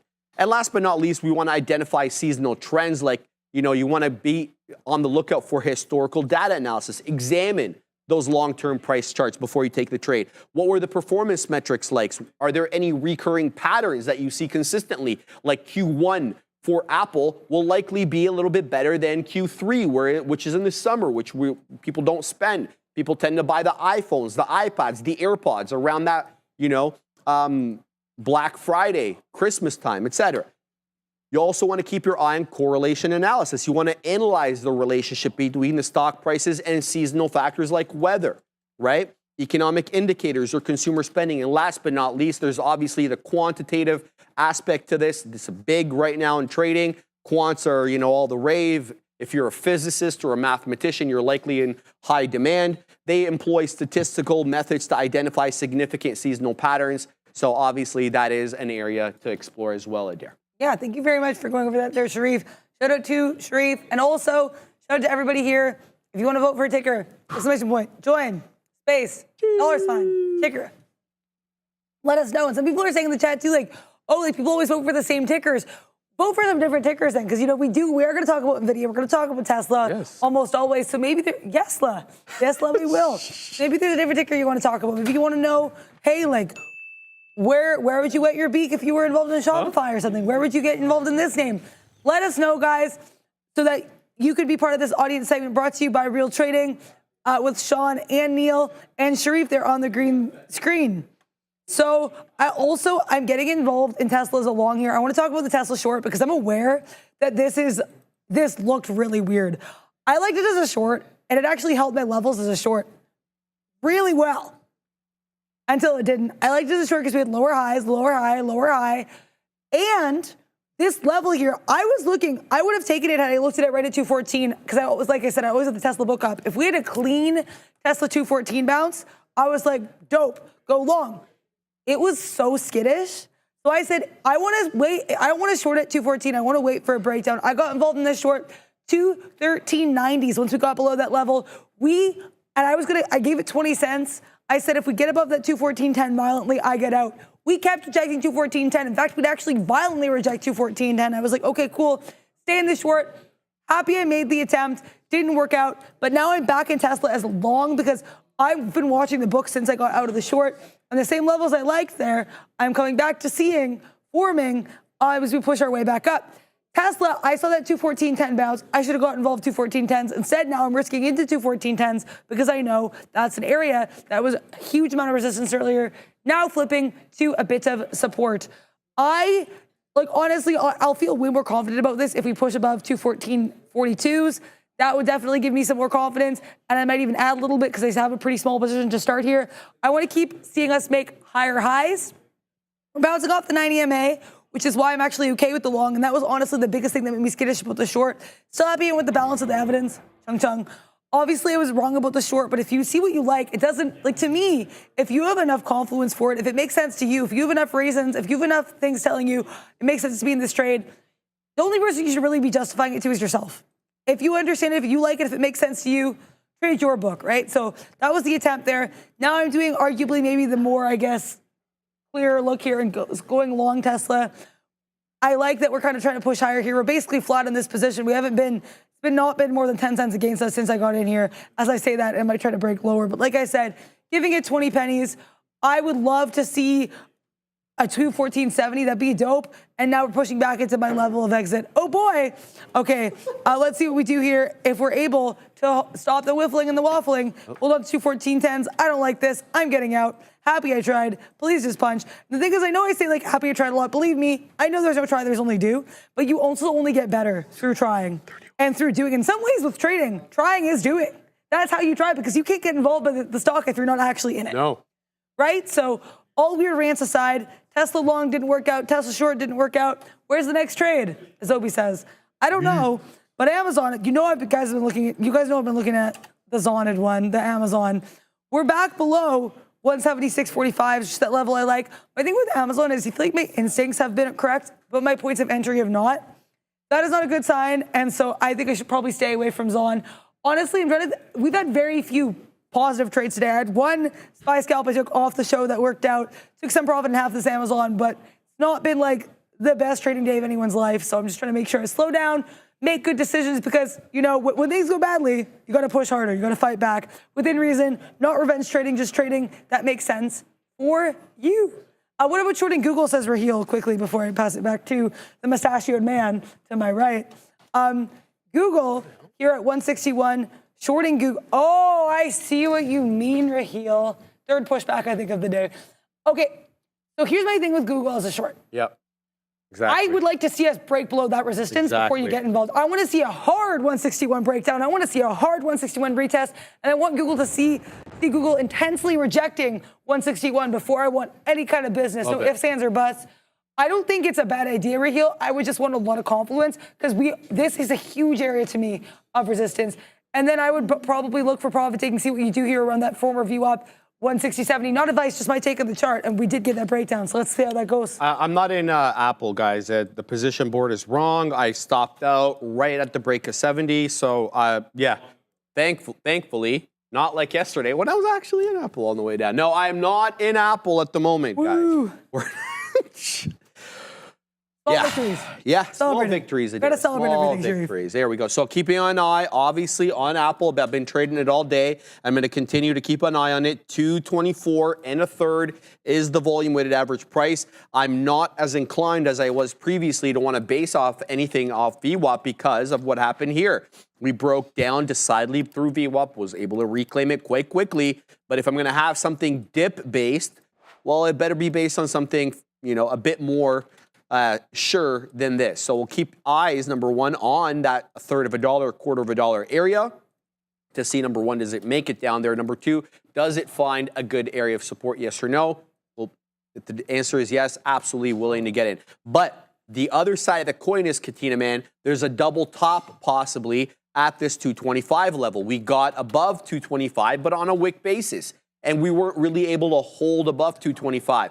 And now we have a neckline off which we can base that double top confirmation. I'm going to submit to you that it's going to be a break of this area trough over here. So it's generally around 224, but I wouldn't be ready gung-ho to take the short at 224 only because it's shown you its propensity to wick below 224 and then go back up. So very interested on whatever comes here at Apple, whether it's a VWAP dip buy on the way up to 225, whether it's a neckline break at 224 for the manifestation of the double top, whatever it is, whatever it gives me, I'm going to be all eyes and ears. So AAPL in play, loving it. Softy, also at the volume weighted average price. That's a hell of a retracement there, topping tail through that 420, 420 and a quarter, and now we are knocking the door of 419. Do we hold up at these levels? Where is the price action support? Well, we had about 20 minutes worth of resistance at said 419 level, which jives with the volume weighted average price. Alas, it's below it now and basically trying to break the whole dollar level. So let's watch. We don't have to be first. That's the thing. We don't need to be first. We just need to have a proper read on the move. Now it's breaking below 419 and the volume weighted average price. So there is some weakness here coming in on MSFT. Midday up 0.69. Well underperforming the market though. The NQ itself up 2.25. So many of these Mag 7 names are underperforming the market. Microsoft, Google, Apple, they're all underperforming. You got like the Nvidia and Amazon. And Meta is basically performing exactly in line with the market, 2.25 for both the market and Meta. Yeah, isn't that funny? They're both 2.25 at the moment. So a little zag on some of these Mag 7 names. We'll keep tabs on both the Mag 7 and the small cap gappers. And I just can't get over how amazing of a chart this ASTIS is. Fantastic look today for ASTS as I look up on my scanner, up 42 some odd %, holding this $29 level the first time on the day. So we could be getting the winds of change here. And if there's going to be mean reversion, I'm going to ask the Katina man to get me shorts on this. We'll have to wait and see if that actually manifests. But $30, an obvious level of resistance at the moment. And in the first time on the day, that we actually get a closing print below the 10 exponential on the 5, and now we're putting in those lower highs and those lower lows. Oh, baby, could we get a nice mean reversion back down? Look, $27 is where VWAP is. It's not beyond the realm of possibility that we retrace into the volume-weighted average price on a name that's been this directional. I mean, Obi does a very good job of showing you this guy. He does his speed lines. So what he'll do is he'll draw these, horizontal or diagonal, areas or resistance or trend lines, And, once you get a decided break through that, he's on the lookout for the short. I see him doing this all the time. Shout out to the one that can know. He'll be on tomorrow. Say that again. I appreciate you, Katina Man. The Katina Man has hooked me up with the shorts. Can I tell them how much it cost me so we can big up real trading? I paid a bankruptcy making 1 cent per share, Adara. How are you going to deal with that, Sharif? I can't handle those kind of prices, Adara. Yeah, $1 per 100 shares. Thank you very much, Katina Man, for hooking me up with that. I'm just giving you an idea of what kind of deal we get around these parts at Real Trading, Adara. Real Trading is the real deal, and the segment is brought to you with, oh my gosh, SPY, get down, SPY. Okay, so I'm going to actually take out 2/3 of the position here because this was the plan. I drew these lines here. I was like, if we have any kind of pause, if we have any kind of breathing room here, get out there. Happy I got it where I did. Now we're bouncing back a bit. I still have 1/3 of this position. If we keep rejecting around 80s, I'll be adding. I said my SPY trades, and I said this yesterday, I ran into issues with the SPY, had some profitable trades, gave it all back. SPY was my worst name of the day yesterday by not a bad, I was still up on the day, but the SPY was not a vibe. Put it that way. And that was because I kept taking trades that were not my whole dollar scalps off key levels based on the book. Today, though, we get a 552 scalp. We take that to the downside. It also kind of came into confluence, a little bit of whiffle waffling we had earlier. I was just getting to 552.10, so just under 20 penny risk. And look at these levels you get. Now, to be clear, I was a little bit nervous when I first started this trade. Thank you. I appreciate that. Because usually with whole dollar SPY scalps, I want some violence. I want some spylins. Did not get that. You did not get that right away in this trade. Let me tell you, you did not. Now that we're starting to get violent, if we pause here at 551.30s, I'll get out the rest. That is another level where we had some chop and churn. I drew these levels to remind myself, hey, Adara, reassess, reflect as we get to these levels. Do I wish I had more size? Oh, sure. But am I still happy I took some profit there? Oh boy. Oh my gosh, SPY does not care about my, SPY, you want to keep going lower? Okay. Let's see what we do here. Bounce a little bit off 30s. As long as we stay here back below that 60s area, I'm cool. If we break above 60s, I'm getting out. You have to address reassess and address the risk as you go, especially if you're trading something as volatile as the SPY. And I've said it's really interesting because I feel way more in control of my emotions and of my trading when I'm in the SPY than when I am in the $60 TQs. I don't understand why that is. I think it could be the leverage. And I think also because the SPY is $500, I feel like you're just way more I have to be on. You have to be really careful with it. When it's cheaper, you're oh, I don't know. So I don't know exactly what it is. And I want to assess that more. But if the market's going to go to the downside, Qs, I'm sorry, I don't know how to handle you. SPY though, SPY. Let I always be SPY in that SPY. I'll just take it out here. We're kind of bouncing a little bit off 30s, so we'll get back out. If I see another rejection here, if we come back, say, and have this nice little rejection around 551.63s, that hold before he broke down further was just chef's kiss. So that would be a level I'd be watching. I know I said whole dollar levels, but I also said key levels on the book. That was a huge level in the book, and it was a huge level in the chart, and it's a level on my mind. Took about 50 pennies with the final third of my SPY position, so going to shake the SPY's hand on that. See what the next opportunities are. Hard to have levels on very much as the market kind of quadunks a little bit, but the EUM, I see you EUM, which has been ridiculously strong on the day, IWM Russell 2000 for those who are not down with my nicknames or don't know them, 212.50. This looked like it was going to be support because we kept holding higher highs, higher lows, and then we could do. If we come back to 212.50, we reject, somebody's going short, you're looking at that somebody. Kyle Burdett putting in the chat saying, I am starting to spile. Cool. I have shout that out. I love that. I feel like maybe that means you're getting in the SPY or you're just SPY rolling. I don't know. But shout out to you, big Spile Burdett, big Smile Burdett, big Kyle Burdett. Long VIX, says Sean. I actually did long the VIX once. And that was, I forgot it's VXX if I want to look at it. It's it'd be really on the nose to say that the VIX is volatile, but it is. It is. That's what we call it the VIX for a reason. Right now, down about, okay, I don't love this bearish engulfing candle here, But I think, you know, there is a nice little uptrend here in the VIX. The only way I trade the VIX, unlike my SPY scalps, with the VIX, because it's a bit spreadier and, as I said, super on the nose still, but it's very volatile, I will only trade the VIX if I have levels or if it's kind of some kind of trend. If not, I'm not touching it. Shout out to you there, Sean. Not our Sean, but Sean here. I think there's a nice little push here. If we get back to that 45.80, that was a clear. If you got long there, that's a great look. Shout out to you. Also, Kyle Bennett saying he was smiling. He was like big smile, like a smile. Yeah, that's what I got. I totally missed that. I got Okay. that, yeah. Well, shout out to you there, a big smile, as the SPY comes back to that 551.60s, and my short fingers get itchy. And that's why he's probably smiling, because the SPY is on the way down. Down. Come on, Big Spile. Yeah, I saw your comment in the chat earlier. Big Spile wants you to know, just because he's taking the SPY short doesn't mean he doesn't know how to go long. He had a big banger there on Tesla, thank you, the other day. Here goes Astis into 30. I'm all eyes and ears. Let's see what it does here. This is why we got the shorts, thanks to the Katina man again. Big, well, not big size, about a few hundred lots here, maybe a bit more. Just all got eaten up off that 30 level. There is big boy buying coming into this name today. What's the volume? We're pushing 40 million shares on this $30 name. Not bad. We have breached the $30 area before. It's not like the first time. We did wake up, and I believe, into 19s or 18s, a little bit lower this time around on ASTS. I think we got into 16s over here. The high of the day is 18s, and the high on this one is 16. So possible, you know, double top. Well, it doesn't have to be a double top or just general resistance at 30. Either way, 30 is going to feature here, whether as support or resistance. So we're going to let this one resolve. It's very much uptrend today. The only reason I even got shorts on it is because it was the first time on the day that it actually breached and closed below the 10 exponential moving average on the 5-minute chart. It hadn't even touched the 10 exponential until that point. So started feeling, you know, the winds of change may be coming around here. But we're going to pack our patience. Rejecting 30 again, coming back down below that level. Let's pack our patience. Let's see, do we get another 30 retest? Or do we get a nice decided flush off this level? I don't have to be first, but I need to see how it resolves. Great trading today on ASTS. I saw you guys in the chat, people up big on this name, and how could I be surprised by that? It's up 44%.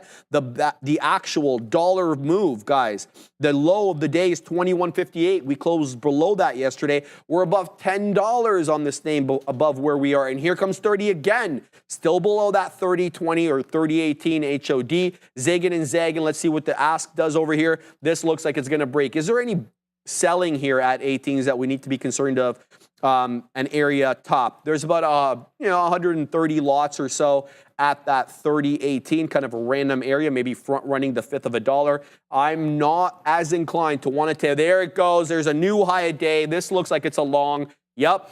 So now we can base something off 30, or that 30 area will be our area stop. So we should be able to defend. This thing is just going, bro. Here comes 30 and a half. I think the high of the day now is above the third of a dollar. You're seeing the spread tighten up too. I mean, this was open. It was about 10, 15 pennies at the lower dollars. Now we're talking about 1 or 2 or maximum 3 pennies spread. Great look right now on ASTS. Here it comes back into that $0.25. Let's see if it can come back into 30 and hold it. The order's going to go out now. Let's try to front run it a little bit over here and see what we can get. We'll put it right at that level. So we'll just zig and zag a little bit. Look, it might go without us though, obviously, and that is part of the risk. So we may have to chase this one, but it has to show me the right thing. And it did here. It bounced off the 10 moving average aggressively and made a new high. So great day for ASTS. You don't always have to trade the mega cap names. There are good small cap gappers sometimes out there. Just need to be aware of them there. Yeah, thank you so much for that there, Sharif. Shout out to you. Hopefully, Ask is sending you into space with how happy you are. You'll be on cloud 9 with Ask Space Mobile. No, I'm joking. Their actual company is EST Space Mobile, but I had to make a bad space pun. I am 5 cents out of the money in IWM. I said I liked that 212.50, and I have to be very cognizant of the fact that 212.50, I liked it because usually you'll see resistance turn to support. Bro. Here, resistance turned to a big, fat, ugly quaduk. So I said, I said, Things that make you go, Things that make you go, So 212.50, I liked here. So I went short. I was aware, like, hey, this could, support resistance flip. Just because it didn't happen the first time doesn't mean we can't support this time. We haven't really, though. I'm risking into this wick here around 70s that we had a couple times. So risking about 20 pennies. I'm looking to make minimum 30. And if we break below this baby shelf we had here at 30s, I'll actually add. So I'm trying to make 30 cents here. First out at 212.20. But if I can scoop up a few shares on my way to the downside at 212.30, I will.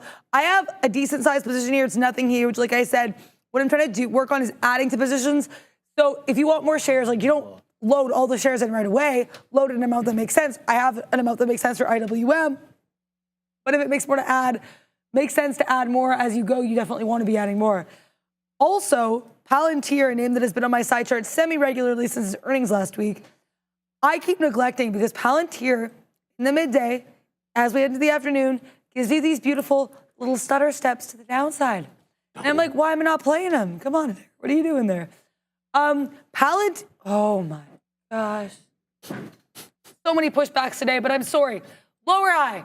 I said that 312, that 3120 area was not looking at that 3120.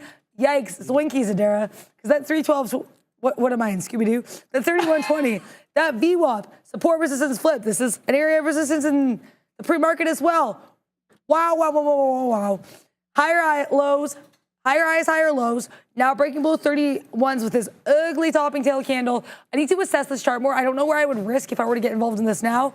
Palantir, interesting to me. SPY coming back to my 5160s level. Like I said, SPY only hold dollar breaks or other things I like. 55160s, that is a huge level for me. So keep eyes on that.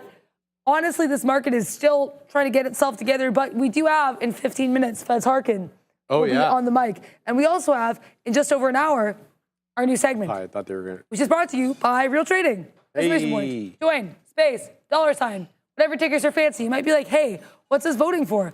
This voting is that our new segment, which is brought to you by Real Trading, which gave Sharif his cheap little ass shorts. This is just so that you can see, you can make sure whatever ticker you like is viewed by Sean and Neil. If you're like, hey, what is the EWM doing? What is Astis doing? Then you'll find out. And the only way to do that is, well, it's not the only way, but one of the best ways to do that is to vote for your ticker of choice so that we know what you're trading and so that you can see what the big kahunas think of your trade. EWM, get down. We're about 5 cents away from getting stopped out here on the IWM one, but let's see if Russell can keep pushing higher.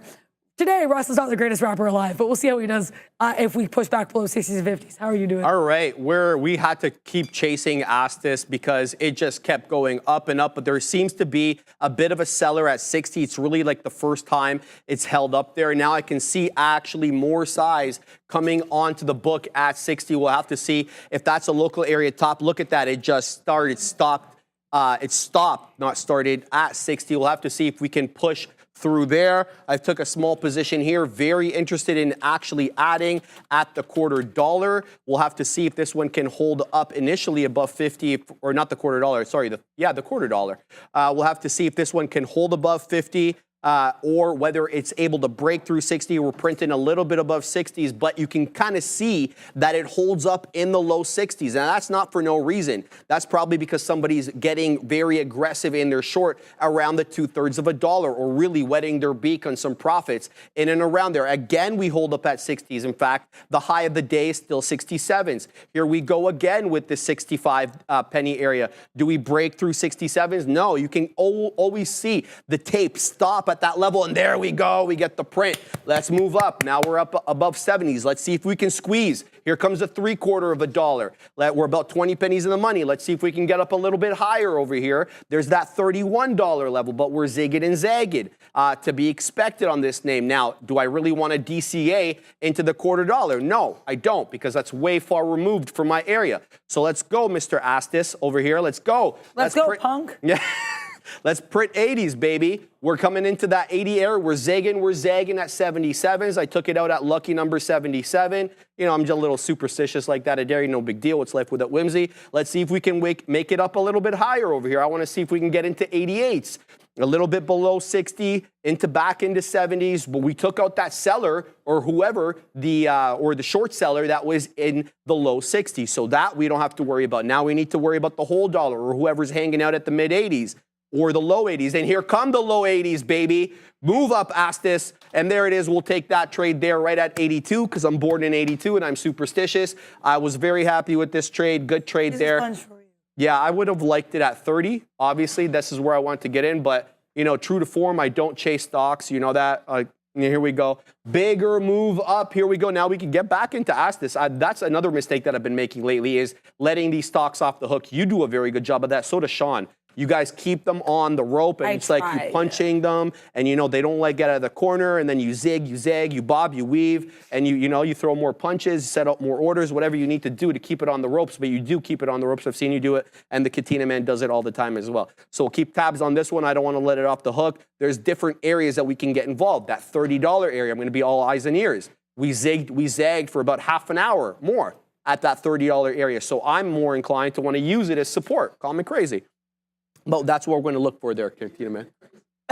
Katina man called me crazy. Hey, I asked for it, right? I asked for it. Even the Chilean nightmare is chiming in. So shout out to both of them. All right, what else we got over here? Let's bring in some of the side charts and talk about these. Pampit says chill vibes. Shout out to you, my man. Chill vibes having a good day today. Let's look at, Apple. Okay, so there's some VWAP action here happening as we work our way down off that 19,570, looking maybe to touch 500 again. We didn't really stop at 500, to be honest with you. So do we use it as support? Another look over here, you're seeing some winds of change possibly coming in on these markets. You have Tesla below the 20. You have NVIDIA below the 20. By default, obviously, Apple's below the 20 because that VWAP. You've got weakness on Softy breaking down below VWAP now and that 419 level. The one that's really holding up the best, it looks like so far, it looks like it's going to be NVIDIA and Meta. They're both hanging around near highs, relatively speaking. Goggles, for whatever reason, found support. Adara almost at that exact area that you pointed out. 161?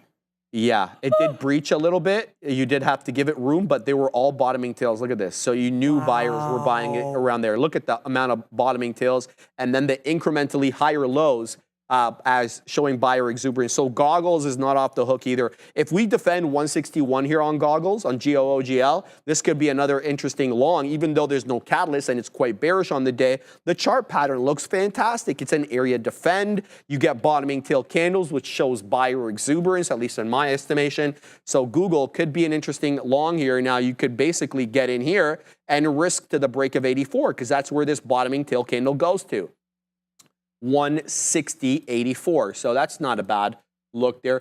Big Spile for tagging myself and Zion Lala. I am fortunate to have a peer like Sharif for sure, man. All of the gang here. Ponzi Fondi is a great trader.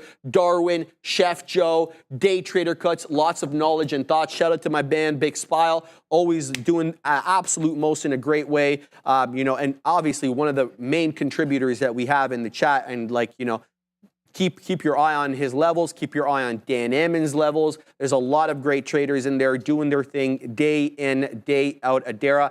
Astis looks like it wants 31. There is a good amount of size moving up here in the mid-70s. There wasn't that size at the $0.75. That's new. So people posting bids here to take advantage of drip trades. I said drip trades, dip trades, but here we go. Here comes 31 now, the high of the day on ASTS 3096. It feels like it's a matter of time till this whole dollar level gets breached. I absolutely love this. And I want to remind you guys, this is not a small cap gapper, okay? This is an $8.3 billion market cap, so it's bigger. Obviously, it's increased the market cap on the day as the price has really gone up. We're up 48%. And it's traded about 41 million shares. I gave you the deets earlier, 120 essentially million share float, and the short float on it quite large. Maybe why we're getting a big boy move. 21.5%, and this one reported yesterday, so it is an earnings play, Adira. Yeah, so I tried, okay, if I may borrow your phrase, call me crazy, but I have a theory about the SPY. Thank you, I appreciate that. I have a theory about the SPY. And I think it could be a head and shoulders. And I want to say why. And a lot of this, you can see it on the chart, but I've been watching the book as well. The support at 551.60 in short makes no sense. It is insane. Now, I was thinking maybe this would be level because we did have obviously that support. If you go back here in the 5 minutes, like 11:40, that was some hard support. We break below it. We did wick below it, to be fair, but that's why I want to take a part of the position there because that 551.60 was just like, what's happening, right? It's wild. Then we come up back here to 552s. And I'm like, oh, if we break above 552, we'll go long 552. You guys know how I feel about the whole dollar breakouts in the SPY. They're a yes for me in either direction. But we don't get the breakout. We come right back down, careening to, you guessed it, my favorite level, 551.60. We wicked below it. I got short. I risked like just around, I think I got it 62, so I risked like 18 pennies here. We got above 80s, and the reason I wanted to say 80s is because A, 80s on the book were interesting, and they're still interesting, and B, look at that previous high. This was a high earlier, 551.80s. So basically what I'm trying to say is SPY is really respecting key levels, but also SPY cannot put its little snout near 552. So I would be very aware of that 552 rejection. I think if we break 551.60, that's going to be a short. I'd love to be a part of it. I'm still a little bit miffed at AMD from last week when I wanted that beautiful, beautiful head and shoulders breakdown. And I literally look at Sharif and I'm like, I missed the trade because it broke down without me. But that's what happens in the market. Sometimes you're not there. You're not sitting down. You only trade for 3 hours a day. So in my case, it's a little more limited. But if you see patterns, I think you owe it to yourself, even if you don't trade them, to understand how they resolved and find a way to learn from it. And so that's what I'm trying to do here on this SPY. If it holds a support, cool, I'll take it as a long. But to me, there's something brewing in these hills. And that thing is a breakdown and a short. Also, Kyle Burdett had a super chat. So thank you very much to Kyle Burdett for your $5 super chat. Sharif gets cheap ass. It's just shorts with real trading. Nice little pun there, Kyle Burdett. I see you. Shout out to you there. I'm still watching the big spile because I want that breakdown. We have 4 minutes left here until Fed's Harker starts harking about the markets.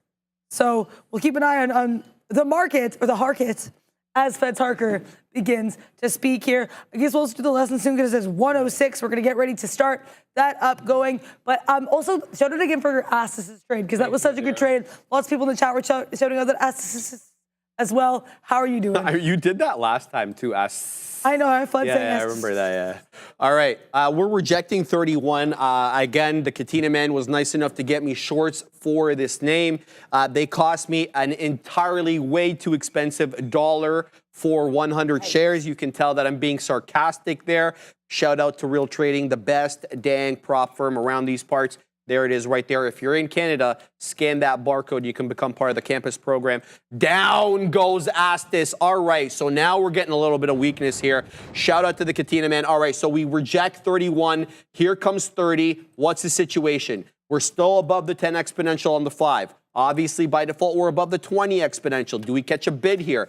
Is there buyer at $30? We're well removed from the $30 area on the level 2, so I'm unable to see the amount of buying or the size sitting there on the bid. It's a good look right now for ASTS. I'm all eyes and ears. I don't need to be first, but there is a possible mean reversion to be had here on this name. It is an earnings winner, I should remind you. It has not a huge, but a sizable short float. I need to remind you guys about this because it's important. 21.5% of the float is shorted. Again, that could be up to 2 weeks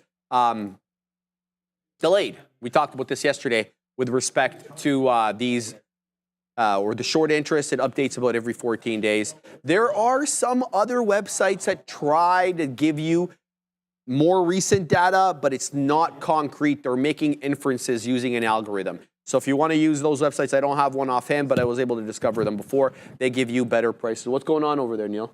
Oh, I thought they put the camera on you. There may be free shorts now on Astis. Oh, they may be unlocked. I like it. All right.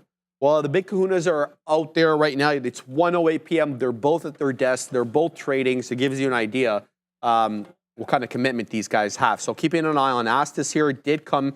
Look at this. So this is interesting here. So Astis does have a buyer, it looked like, here at 320. Well, that was the initial area off which we rejected. We double bottomed with wicks right at that area, and now we're still coming into it, but there does seem to be a local buyer at 320. How long that local buyer ends up preventing the price action from dipping down any further, a good question. I'm going to be very alert to this 320 area because there does seem to be some local area previously resistance, now support on ASTS at this level. It's not the only small cap gapper that we've had our eyes on. We talked about Tempest, but Tempest has been kind of a sell. The pop situation since about 10:30 this morning. It's been lower highs and lower lows. It's really been ASTS that's been in play as a small cap gapper. And here comes that 20 penny area again. Keep your eye on this 20 penny area. Last time we bounced already twice. We're printing 23s. Look at it hold up. Look at it hold up at 20. You can tell there's a buyer there, man. It's not just doing that for no reason. Now the buyer could give way, but there is a buyer around there and you don't see it reflected on the book. There's no size there. So you know for certain that it's an iceberg, right? Which happens a lot with these small cap gappers. That's not surprising to me. Right, so good hold up at 20 there. It was a big boy buyer. I'd like to go back ex post facto and see how much shares we churned right at that time slot when we got into 320. We're not out of the woods yet. 320 back in play. Here it comes again. Let's see if that buyer gets taken out. Now we're at the bit of a $0.25 here, front running that. Get it, Adara. So we'll see if this 320 can give way. If it gives way, we could definitely drop into 30 and even have more of a down move there. Again, this one has a higher short float, could have something to do with the parabolic price action that we've got on in the day. It's an earnings winner though, so keep that in mind. Oh, Adara, Sharif, Day Trader Cut says, Harker does not comment on monetary policy in prepared remarks. Thank you for that. So what I'll do is I'll put in the Harker man in my news blotter over here so that anything he says, I get information of. And here he's already yapping up a storm. All right, we just got that 20 break here on ASTS, so that buyer just got taken out. Here comes 30s. Here's 30s. All right, let's watch the $30 level, zig and zag to be expected. So a lot of weakness finally coming into ASTS here. Let's see if it can break down below the volume weighted average price. Zig and zag, and here I still can't see 30s though. So we're gonna have to get a little closer to that level right there for me to see the size at the actual whole dollar level. But you can see a lot of buyer exuberance ahead of that level, trying to buy this up. So we'll keep watching that for a possible break. But this is the headline that came in about 1 minute ago here at 110. Feds Harker does not comment on monetary policy. Thank you very much for that, Day Trader Cut. That's what you already told us in prepared remarks in Philly. All right, so that's all we get there. Thanks, Harker. Thanks for nothing, bro. You've been a great help. You and your boys there during the blackout period. There it goes through 30, Adara. Lots of weakness coming into the Astis one now. Oh. Let's see if we can break above 30, but this one looks like it's coming back down. Keep an eye on the 20 exponential on the 5. That's 29.50 Adara. That looks like a quadunk.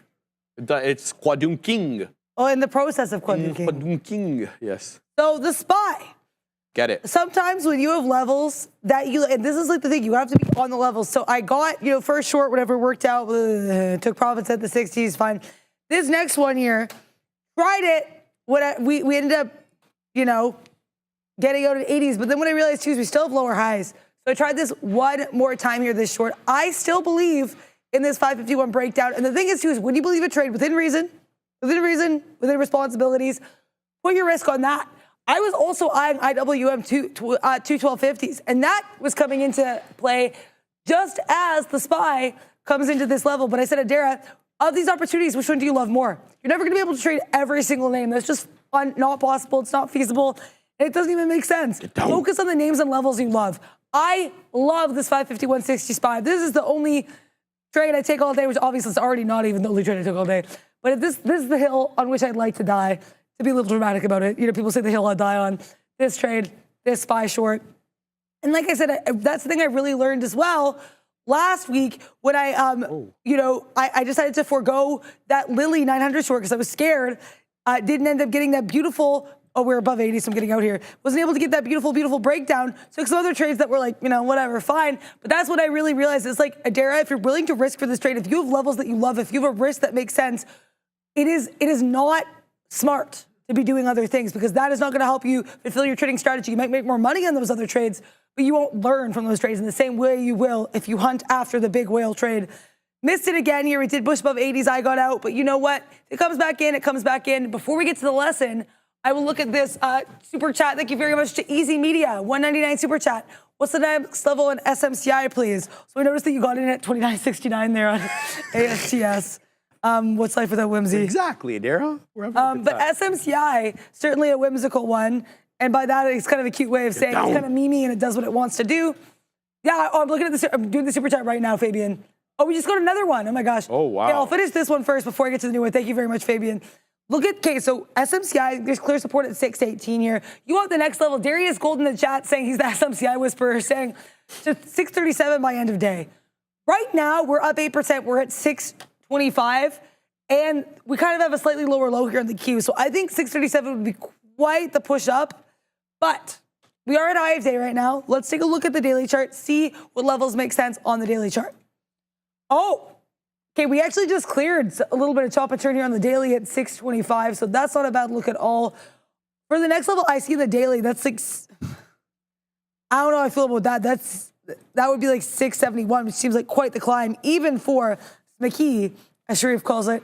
Let's go on that hourly chart. Let's see if there's any levels coming up here. It's hard because we're kind of in an ongoing uptrend over the last few days, right? So it's always harder to be like, when you're looking back at levels that are a bit more far removed. Where are we now? Okay, you know what? What's the next kind of high here? We had that wick into 46s. I'm trying to find a way to see that 637. I'm not really sure I see it. I definitely see some wicks into 630s. I think 630s could be a clear level. It's like $5 away from where we are right now. But like I said, it's always a little bit harder when you're in a stock that is just generally in an uptrend to find levels. I would say it's almost easier to find like ways to get out if your risk goes against you, right? Like I would be watching, if we break below 622s, that would be a break below that previous high, that consolidation level, that would be dicey, right? So I would say be aware if we make lower lows, that'd be more where I'm concerned. Do you want to talk about the assets before the lesson? Sure, yeah. I was able to scalp like 15 pennies off this one, got stopped out for the remaining amount as it's breaking back above 30. So this one is putting in a higher low. So we were able to scalp a little bit on this one to the short side, but it does look like it still has that strength continuing in its veins, in its blood. That's now a couple of times that we've held up above the 20 exponential on the deeper retracements. This was a 3-candle pullback, and so was this. This was a bit of a deeper retracement, but we got to respect the strength on this name. Look, if it wants to continue to pimp, we're going to have to take it to the north side, right? But at times when it does drop in this fashion, we can scalp as a result of the shorts that we had. But this one, higher lows still, higher highs. So I'm unlikely to really want to fight with this $30 level. It feels like it's more of a long at this point, possibly working back into 31. Good hold up here. It didn't hit the 50s. I was waiting there. So it didn't hit the 40s. It got into the mid 50s, but it really wasn't able to drop aggressively through that $0.50. So I was a little worried. $0.50 support, 20 exponential support, higher lows, higher highs, up zillion% on the day. So that is why I decided to, give it the room that it needs to possibly move back to the high side. I'll take this north again. I don't care either way. If it shows me its strength back to the north side, we'll take it back north. I also love that you got bottom wick on that move down. That is a nice little out there for that short. Shout out to you, and also shout out to Willis Addison for the $2 super chat. Bought $28 puts at $30.80. Astis 9/6 expiry with the Wister reward. So shout out to you, Willis Addison. Yeah, if you're giving this like September 6th, we know some of these small caps or these memeier names, because Astis isn't really a small cap. Sometimes they'll ebb a little bit, right? Absolutely. So shout out to you there. As always, we hope you print, and I'm happy for Sharif as well for his for those trades there. I love that you got out basically at the highs there on the long. Like these triangles are beautiful. Hey, these are some beautiful little triangles, on these Sharif. ones. Yeah, no complaints here. So I want to shout out Sharif for that, but also I want to shout out Sharif for this lovely lesson. We're going to talk about the seasonality of earnings calendar. Like, sometimes Jerome Powell will be like, oh, inflation's seasonal. We get more inflation in January. That was a real thing the Fed was saying. But you know what else can be seasonal is the earnings calendar, because timing is everything in the world of investing. You can have a great idea, but if the timing isn't right, what's happening? So buy low, sell high. It's more than just a cliche. You really want to understand the nuances of the earnings season and the seasonal market trends to help significantly enhance your investment strategy. What is the earnings calendar? It's a schedule of when publicly traded companies are expected to release their financial results. It's a really important tool for financial market participants, investors, traders, etc. By understanding the earnings calendar, investors can anticipate these periods of increased volatility and help potentially identify trading opportunities and manage risk. Also, this is even worth noting, like let's say you're involved in a cybersecurity name. We have 2 of them reporting next week. So let's say you're in CrowdStrike, which isn't reporting until August 28th, which is the battle royale of earnings. But if you're in CrowdStrike, you may be paying attention next week to see what Snowflake and PanW are saying. So it's really important, like even if you're not involved in the name, what sectors are reporting when. That can give you a sense of what theme we're at in the earnings season and what to be aware of. What else here? We've got as well, identifying these earnings periods is really going to be crucial as well. So how do you identify these earnings hence periods? Find the weeks or months with a high concentration of earnings releases. Find the times where you're going to be getting like daily like stonks, right? Like when do we have earnings coming out all the time? And these periods are often going to exhibit increased market volatility and interest. You also want to look at historical performance. How has the market reacted during these earnings releases in previous years? How is it reacting in Q2? How does it usually react in Q4? Look for these patterns in terms of market returns, volatility, and sector performance. Darius, we did have a speaker at 110, Fed's Harker, sorry, but there's nothing about economic policy or monetary policy in those prepared remarks. Also, identifying earnings gaps is huge. So when you find these periods with minimal earnings releases, they can offer you some opportunities for lower volatility and some strategies. So for example, the period between late July and early August can often see reduced earnings activity. This year it didn't, because I'm pretty sure we actually had like Amazon report August 1st, but generally it will, right? So also worth noting here, earnings gaps. They're not just on the chart, they're also gaps between earnings. Shout out to that. You also might want to see overlap with economic indicators. So coordinate your earnings calendar with the release of key economic indicators. We get those NFPs? We're going to get jobless claims? What are we going to get? Find these any kind of complements you can find between the earnings and what else the market is doing to find better opportunities. Earnings seasonality is huge too. So basically this refers to the idea that certain stocks or sectors have tendencies to outperform or underperform during certain periods of the year. And that's going to reflect in their performance at earnings. A lot of these hardware names, for example, during COVID, I guess that's a longer term seasonality, but when people were doing a lot of home improvements, they were always in their house. So Lowe's went high, for example, right? Or Home Depot, all of these names, those are things to be aware of, right? And so they can be longer term or they can be shorter term, and they can be influenced by various factors. That's like economic cycles, consumer behavior, industry-specific trends, even trends in the world, right? Like that example. One example here with retail, usually you'll experience stronger sales during the holiday season in November and December, and weaker performance in the summer months. Depends on what you sell, though. Technology is huge as well. So you've got higher volatility during earnings seasons due to the fast-paced nature of the industry. Also, thank you for letting me know about this day trader cut, saying that Biden and Harris are speaking at 1:30 p.m. At lowering the cost for the American people. So thank you for letting us know about that. If there's anything moving the market there, we'll get that covered for you. Energy is also worth noting because prices can fluctuate significantly based on factors like geopolitical events, weather conditions, and economic growth. Shout out as well to Sharif talking about solar, which is usually influenced by where we are in the rate cycle. That's something worth noting as well. I forgot about that one. I wanted to tie it because that's when you always say, so I bang really on. appreciate that when I want to tie it in. What factors affect seasonality? How do you get a sense of the weather? It's going to be cloudy with a chance of shorts in the market this earnings season. How do you know? Appreciate the bang button there. Here are some factors affecting seasonality. Economic cycle is huge. So recessions and expansions can impact different sectors in different ways. Solar. Cyclical stocks will then tend to outperform during economic expansions. Also worth noting, consumer spending patterns, like weather patterns. We got spending patterns, okay? Part of seasonality. So shifts in consumer behavior due to holidays, weather, economic conditions can impact retail, travel, and consumer goods sectors.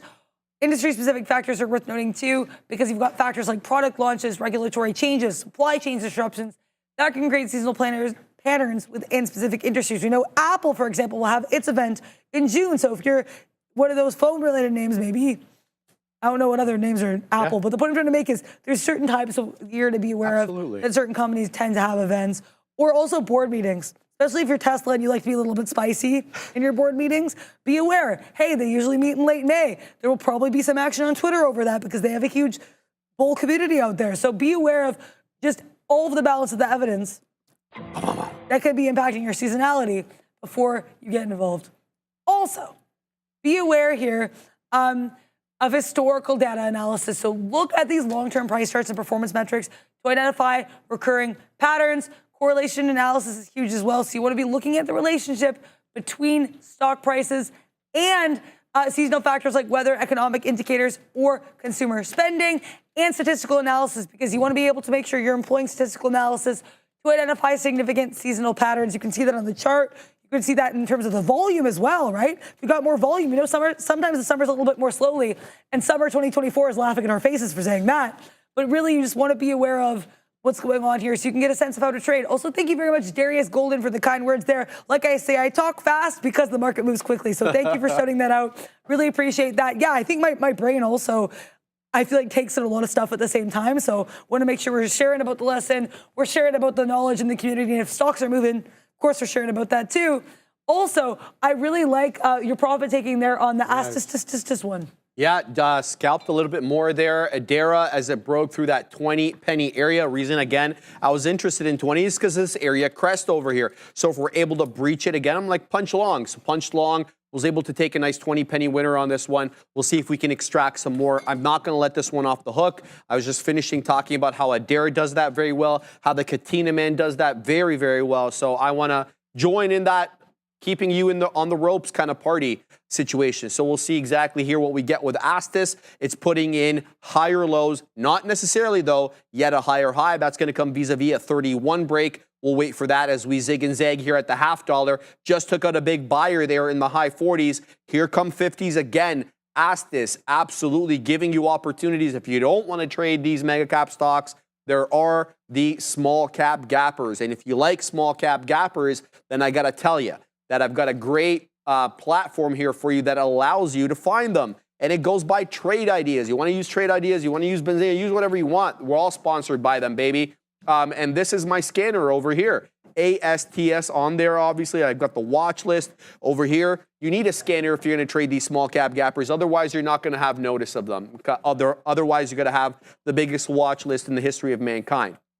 Wow, Astis just blowing through that $0.50. Took out that buyer like it was nothing. Here comes a $0.75 again. This thing looks like it's absolutely poised to take out 31. No question about it. I guess what was operative here was the higher low. And thankfully, it didn't stay in this short too long because it just told you, Sharif, you made up a rule a long time ago that you don't take these small cap gappers short north of the volume weighted average price.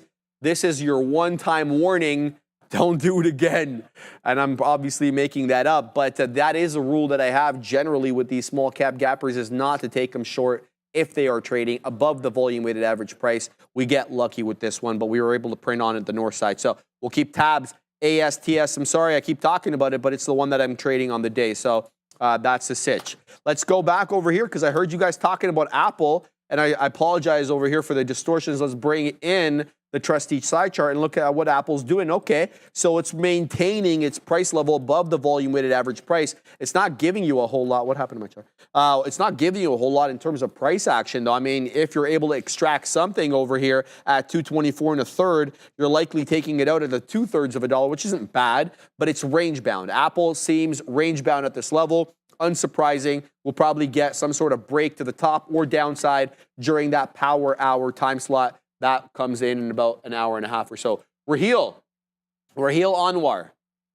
If the Fed cuts interest rates, certain stocks tend to benefit from the lower borrowing costs and increased economic activity. For example, Verizon, PayPal. Okay, I'm not going to dispute you on that. Those are not the first thing that come to mind when I think of a lower interest rate environment. Right away, I'm thinking of IWM or the S&P 600. These small caps don't have huge capital in the bank that they could go out and build out these capital expenditure products with, or projects, not projects. Yeah, thank you. What they do is they got to go into the money market. They got to borrow. And if they borrow at higher interest rates, it kills their margins. Whereas these Mag 7, they got their own money. They don't need to borrow. So they go and they do these capital outlays without having to borrow. So that doesn't eat into margins. So right away, I'm thinking what benefits the most? Small caps. Now, there's sector-specific sectors that can benefit from lower interest rates. Adara told you about that during the lesson. I think solar obviously is important here as well. And we're not commenting either way about the results of the election, but more likely than not, if Harris to win, solar will benefit. You know, the Democrats are more inclined to this New Deal or green energy type thing than the Republicans are. That's just a fact. Again, not stating a preference. So that's another thing that I'd be looking for here. But I like your thinking. I like how you're looking at it specifically for companies rather than looking at it by sector. That's kind of how I was looking at it, by sector. The Ford would be interesting. Maybe they could sell cars. If interest rates are cheaper, they can move newer cars. We've seen cars definitely take a hit in terms of deflation. You see rampant deflation in the used car market. Not really sure about the new car market, but yeah, that could be interesting. PayPal, yeah, okay. I can kind of see that as well, but to me, I'd be looking more at IWM, S&P 600, and sector-specific plays. But yeah, let me absolutely kill it. I hope you do very well on whatever trades you decide to take, Anwar or Raheel. Sorry, excuse me, and let me know how it goes. The Piper, level 2 is very expensive related to share size. We don't have many platform options over here. Where are you, the Piper? Let me know where you're at, because I have level 2 with my platform over here, and if I just churn a couple of bucks in commissions a month, it's free for me. So I'm not sure what you got. I don't know where you are. Let me know, and we won't make recommendations, obviously, because we're not sponsored by any of them. But I can let you know you probably know better than me what's available in your area. But hey, all right, let's go back and have a look at these Mag 7 names over here. Okay, so we're moving up. All right, here on the future, looks like we held that 19,500. Worst we could do on that little dip was get into the low teens, 19,514. But it looks like we're moving up back into that 50-point area again, Adair. The UK, says the Piper. Okay, well, then you guys should have umpteen amount of platforms. I'm pretty sure my platform is available for you over there. Yeah, well, I'm pretty sure they're available in Egypt, so they're probably available in England, right? That's just my assumption. It's just an assumption. That's all that is. But yeah, let me know. Rivian Millionaire says, yeah, my level 2 stinks. Well, maybe I'll ask Adam Deleuze for you, because Adam's out in England as well. So maybe he has something that you can use. Oh, I'll ask Adam for you, the Piper, and I'm sure I'll have something for you soon. What's your sitch over there, Adair? I'm actually in Microsoft right now, but if there's any tickers you're involved in it. Muted, Adair. Yeah, no worries. I can. Sorry about that. If there's any tickers that you guys want to talk about or you want to be involved in, get in that chat. Exclamation point, join, space, $, whatever ticker your fancy. Get in that chat. Let us know here. Are you looking at any of these Mag 7s? Are you looking at Astasistas? Are you looking at Walmart? Which, by the way, Walmart's like, oh, you think Apple's the dead one? Hold my shopping cart. Sharif, I've had the Walmart chart and book up all day. When I tell you, we have not moved more than 20 pennies in any direction since we sat down today. Yeah, wow. I have no words. I am flummoxed. Pardon? I said accumulation. Accumulation, clear. Yeah, I mean, maybe. I honestly, like I said earlier, my thing with Walmart is I wouldn't know which way to play it. It's a little bit herky-jerky in every direction. But what's trying to push higher is Microsoft. Why did I get involved in Microsoft? Okay, higher lows here, not just from that beautiful base at 418s, but also kind of curling up higher here as well. Microsoft, not when I trade, I want to show it to Sharif, because I've always said, I feel like Sharif is really good at trading the Microsoft and the Meta. Those are the two Mag 7 names that I find a little bit scurrier, just due to their spreads. But if you see stuff you like, I'll take it regardless. I really do not care. And I like this Microsoft. I found it interesting around 420s, but it did give that 420 long a puff pass. It ended up curling back down here. But then it made a higher low. I like these higher lows, and I always want to check on multiple time frames. 10-minute. Look at this bottoming tail candle on the 10-minute. Chef's kiss. But I also, like I said, I've noticed some of my biggest mistakes in stocks like Tesla, a lot of these Mag 7s, or I don't look at the shorter term time frames before I get involved, because they can give you a sense of what are we doing right now. Longer term is great for longer trends, but what is the current boiling sentiment? Right now in Microsoft, look at how we held that 90 MA and we pushed upwards. I love it. So basically, after checking all my time frames, I was like, okay, Adair, get long Microsoft. I'm willing to add if we get above 419.50s, and I like that 419.50s because look, all these wicks below. That could be resistance if we don't push above that. Right now, we're a cool 11 pennies in the money, nothing to be excited about, but I will say sometimes the market pushes you down. What you got to do is get back up. I'm risking into 419, so I'm okay with this risk reward. We got to 419.05s, and man, did we push higher. Really proud of you, Microsoft, but proud of myself as well, I guess, for trying the trade, because like I said, this has not been my best day. I think I have taken profit on maybe one stock today, and it's the SPY. So not the day of anyone's life, but you know what? All that matters is you keep pushing, you keep going higher, and if you see stuff you like, you take the opportunity to get involved.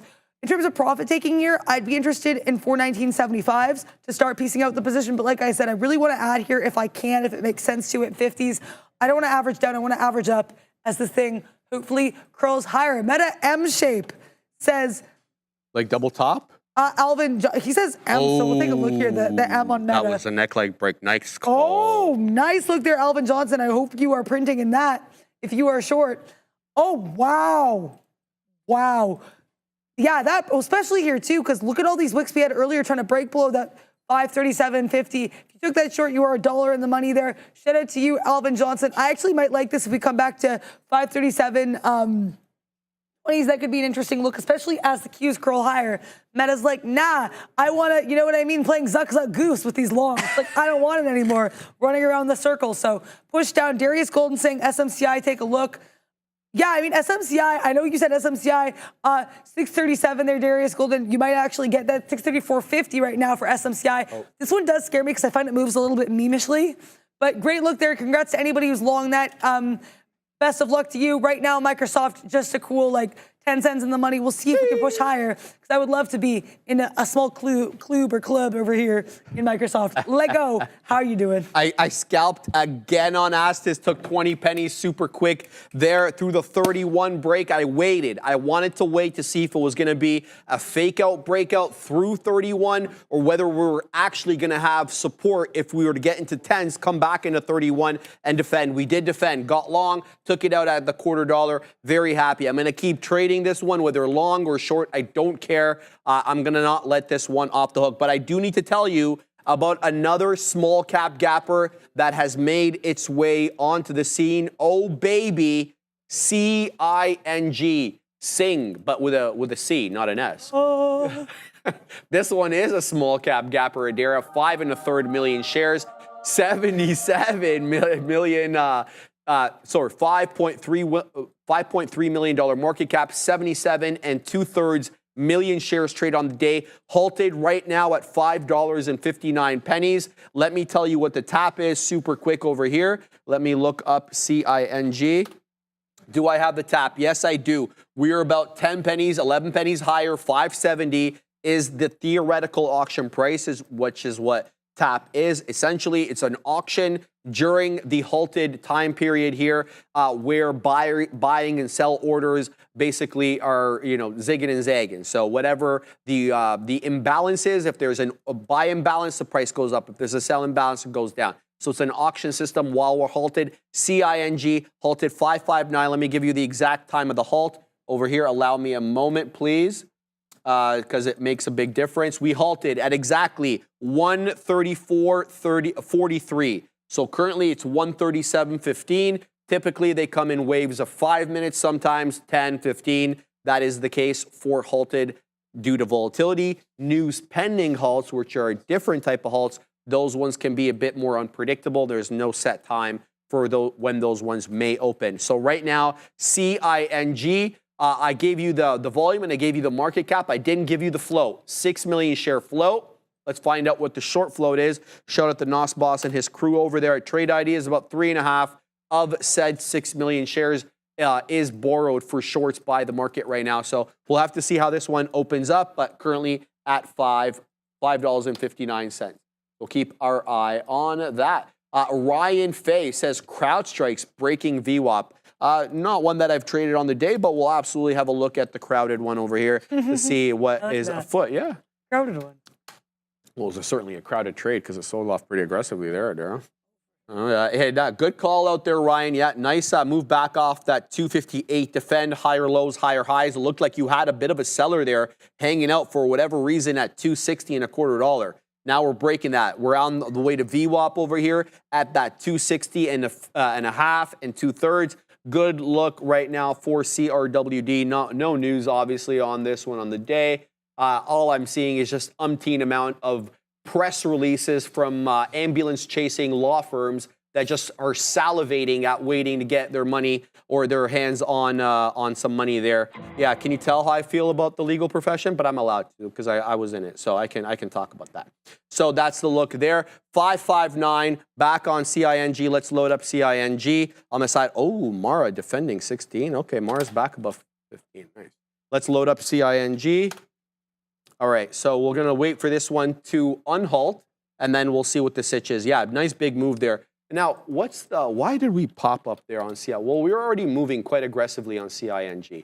What's the reason we just popped up though? All right, not seeing anything over here at all for CING. Do you have anything on CING? Oh, yeah, they actually, sorry, my brain turned off. They were on the watch list this morning, actually. They got a patent in Europe. Why is that showing on block? And they've run before. They are, like, this was like this morning. Like, they were up 100% this morning. I don't understand why I'm not getting on my blog, but thank you, Adair, for that. Otherwise, we wouldn't have really known what's Check going out the on watch list, Trader TV Live, because it is actually on, list. it is the last name on the watch list today. Yeah, so that's okay. Stop looking at the I missed that. So anyway, waiting on Sing to open up over here. Nothing doing there. I'm sorry about this topping tail here, Fabian. Coming back into 31s. Here we go. Astis. We took the trade initially off 31 because it was using it as an area of support. It's still, even though you're getting these wicks below, the closing prints, even on the 1 minute, are all north of 31. So Astis doing very respectful technical analysis today, holding previous areas of resistance and using it as support over and over and over again. You've got to love when a stock complies in this way, because you don't always see them with these small cap gappers there. You really don't. Yeah, especially we'll singulate. Got to single that one out because it's pretty strong there. So also, yeah, shout out to the support in the Microsoft long. Really appreciate it, guys. And I love this community. I love being part of this community. Apparently, Hog Rider also riding that Microsoft train to the upside. Choo-choo, chugga, shout out to you. I want to talk about what I did here because I know I said the plan was to add at 419.60. Then I realized I actually didn't have the buying power for that. But so I was like, if I reshuffle the amount of shares I have, then I can still get my ad at 419.50. So I did, to be clear, I followed the plan, but I followed a little bit funkily. Took out 25 cents in the money, was able to take some profit, so I'm okay with securing the bag. Then I added in here at 50s. So now I have a larger size. I had the size I wanted to have in the first place, so I'm cool with that. I just wanted to explain why those two triangles are there. It was intentional. Sometimes the plans gang after glay, or the plans go awry. I don't know why I use like the weird Celtic version of that. So shout out to of mice and men. I don't know. But weird literary references aside, we are in this Microsoft. And my new stop here is going to be the 35s level, because I really like the way that we push above that. Once we push above that, I have to say, though, that 419.50 breakout was a thing of beauty. That was gorgeous to watch. It does give me some confidence that will continue higher. Is my average higher than I necessarily would have loved it to be, given the size I had to get there? I mean, it is what it is. I'm still happy with this trade. I would love to see us continue to push higher. I don't love this little swoop to the downside. We're getting into that 35s. I really want to see what we do here. That being said, if we bounce off the 90 MA, I'm okay with that as well. You know what? That's like basically 35s. Okay, I'm cool with that level. I still like what I'm seeing here. Higher highs, higher lows. You're allowed to have pullbacks as we push higher in the uptrend. I honestly do think this looks like, to me, it looks pretty bullish here on every time frame, so I'm cool with that. In terms of if you're like, hey, Darren, where is the profit taking going to start? If we get into 80s here, like I love that 419.75 area. If we get into 80s, we'll start taking out some profit there, take out half the position, wait to see what we do here with the rest of it. I just wanted to explain those triangles because I know I did a little bit of interesting little adding and subtracting there. QQs, how are you doing over here in the QQs? The Qs are probably giving you the cue to go long as they push higher. Microsoft, take a hint and get back above 50s. But wow. What? I'm just like in awe of the Q, Sharif. Oh, yeah. 472. Little wick. Hold. Push higher. Wow, indeed. Like, love that button there. What about the SPY? Fabian's like, yeah, I heard you. I'm going to press it again. I like that. Shout out to Fabian also. He's on his it every own single today. day. The Chilean Nightmare. Yeah. Ram's not here, but she's here in spirit through Trenda, who gave us a note saying that she's back. Pamp it. I know Sharif doesn't like Trenda. But the SPY here, speaking of Trendas, look at the SPY. Happy I stopped trying to short that 551.60. I like the look, so I had to attempt it, but didn't work out. But you know what, guys? You only have 7 minutes. If there are any stocks you're looking at being like, hey, I wonder if that'll work out, get in that chat. Exclamation point, Dwayne. Space, $, whatever tickers your fancy. We can't deny it's been an interesting day. But what if there's some names that you want to look at that haven't been discussed as much? Nike had some stories. What about Starbucks day 3? Anything you're looking at, get in that chat. Let us know, guys. Microsoft getting to my area, so I'm going to have my trigger fingers at the ready. Happy I added in, though, and happy I tried this trade, because honestly, you really never learn until you get involved, until you press that button to punch in. But how are you doing over there, I'm in Sharif? the Cybertruck over here. It's zigging and zagging through 215. It's dropping now, so we may get out. We're at 05s. If it breaks through 90s, I'm going to go. The Cybertruck's awfully strong at these levels, and I'm not really sure what's going on, but it definitely got off the schneid on that 213.50 or so. So we're trying to pack our patience with this one. Let's see if we can wet our beak a little bit over here. But yeah, if it breaks 90s, I thought that this was quite aggressive. There was a good buyer supporting the move up there. But yeah, we expecting, I guess, resistance at the whole dollar, and we're getting that at the moment. So about 5 pennies out of the money. We should definitely give this one a bit more room than 5 pennies, but I just don't want to give back some of the money I've made. Tesla, I get it. Yeah, exactly. Well, you know, you're right. But let's see what the Cybertruck does around these parts. 6 3/4 right now for TSLA, so not a bad look. We'll risk about 15 pennies, excuse me here. Otherwise, we're going to be gone Zeno on this name. So we're going to have to put it over here, and then we're going to put that. So then we're good to go. And there it is, Adara, get up there. Oh, I took out the entire position. Neil, I fat-fingered again. That was the biggest switch between joy and sadness. I suck, Neil. Yeah, exactly. Wise words, Neil. That's why we call it Neilage around here. If that same price comes back, see if you can get in. Yeah, I fat fingered there. I added and I took out the entire thing rather than piecing out. That's a mistake by me, but it probably won't be the last time I do that. There goes Tesla, about 30 pennies out of where I got in. Good move here for the Cybertruck. Look, we're only about 50 pennies off the high of the day. So Tesla really picking up here. And I mean, you didn't have to be a chartered market technician to see that Tesla was strong on the day.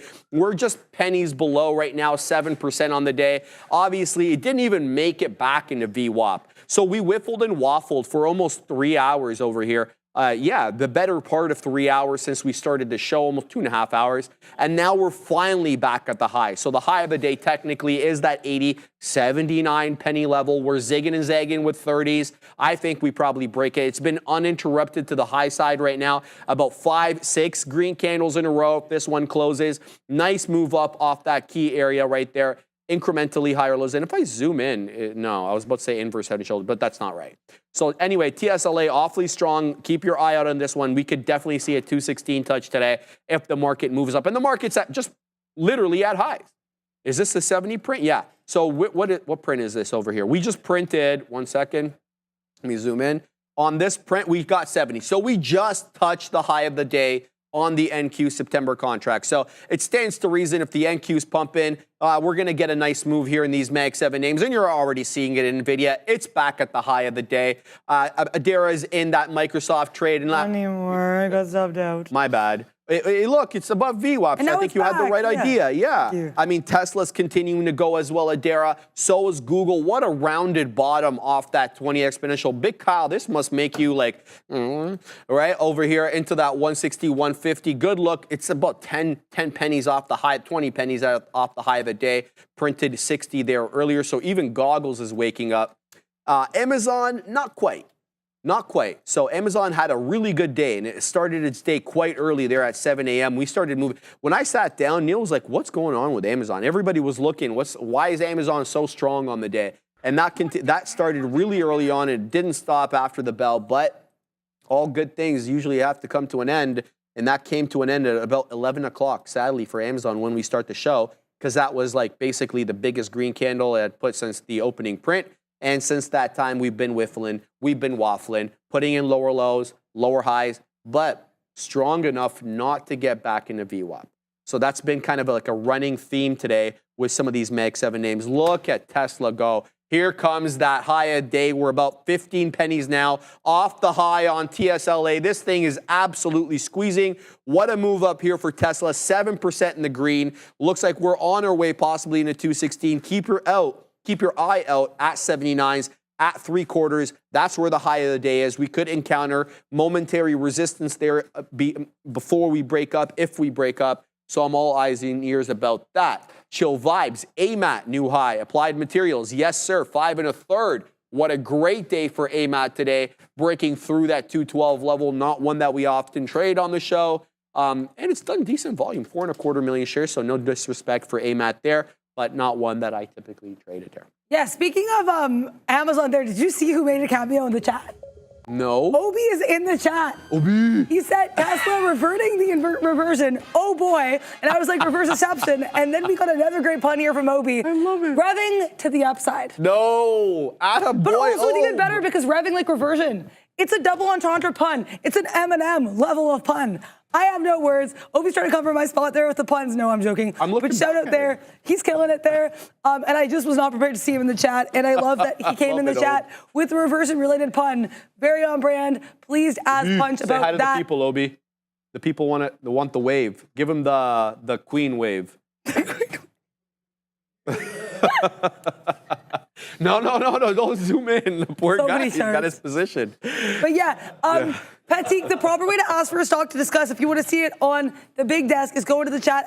join space, $, whatever ticker that is. You only have a minute left to do that. Also, though, you can tag us if we have time. Also, Microsoft, I didn't get $1. I got stopped out of Microsoft because we got below that 419.30s. It came right back up, but I didn't hop back in the long, and that's because we can't reclaim 419.50s. We struggled with 419.50s, okay? We kept knocking on the door of that club, and we were like, can we go in? And Microsoft was like, no. And eventually let you in, but look how we sank. We wicked above it now. We can't get above it. To be clear, I still think this looks kind of like it consolidate to the upside, so I'm not shorting it, but I am aware of that resistance at 419.50, putting that information in my back pocket.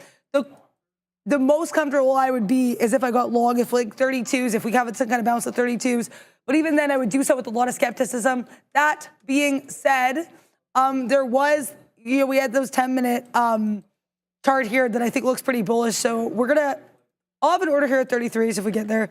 And I'm going to have to risk a lot more because I forgot how spready Microsoft is. It's not when I traded a lot, so I wasn't prepared for the way that moved. And that spread had me moving there to the downside. Oh my gosh, Walmart moved, guys. It's a breaking news story. Walmart moved during the midday.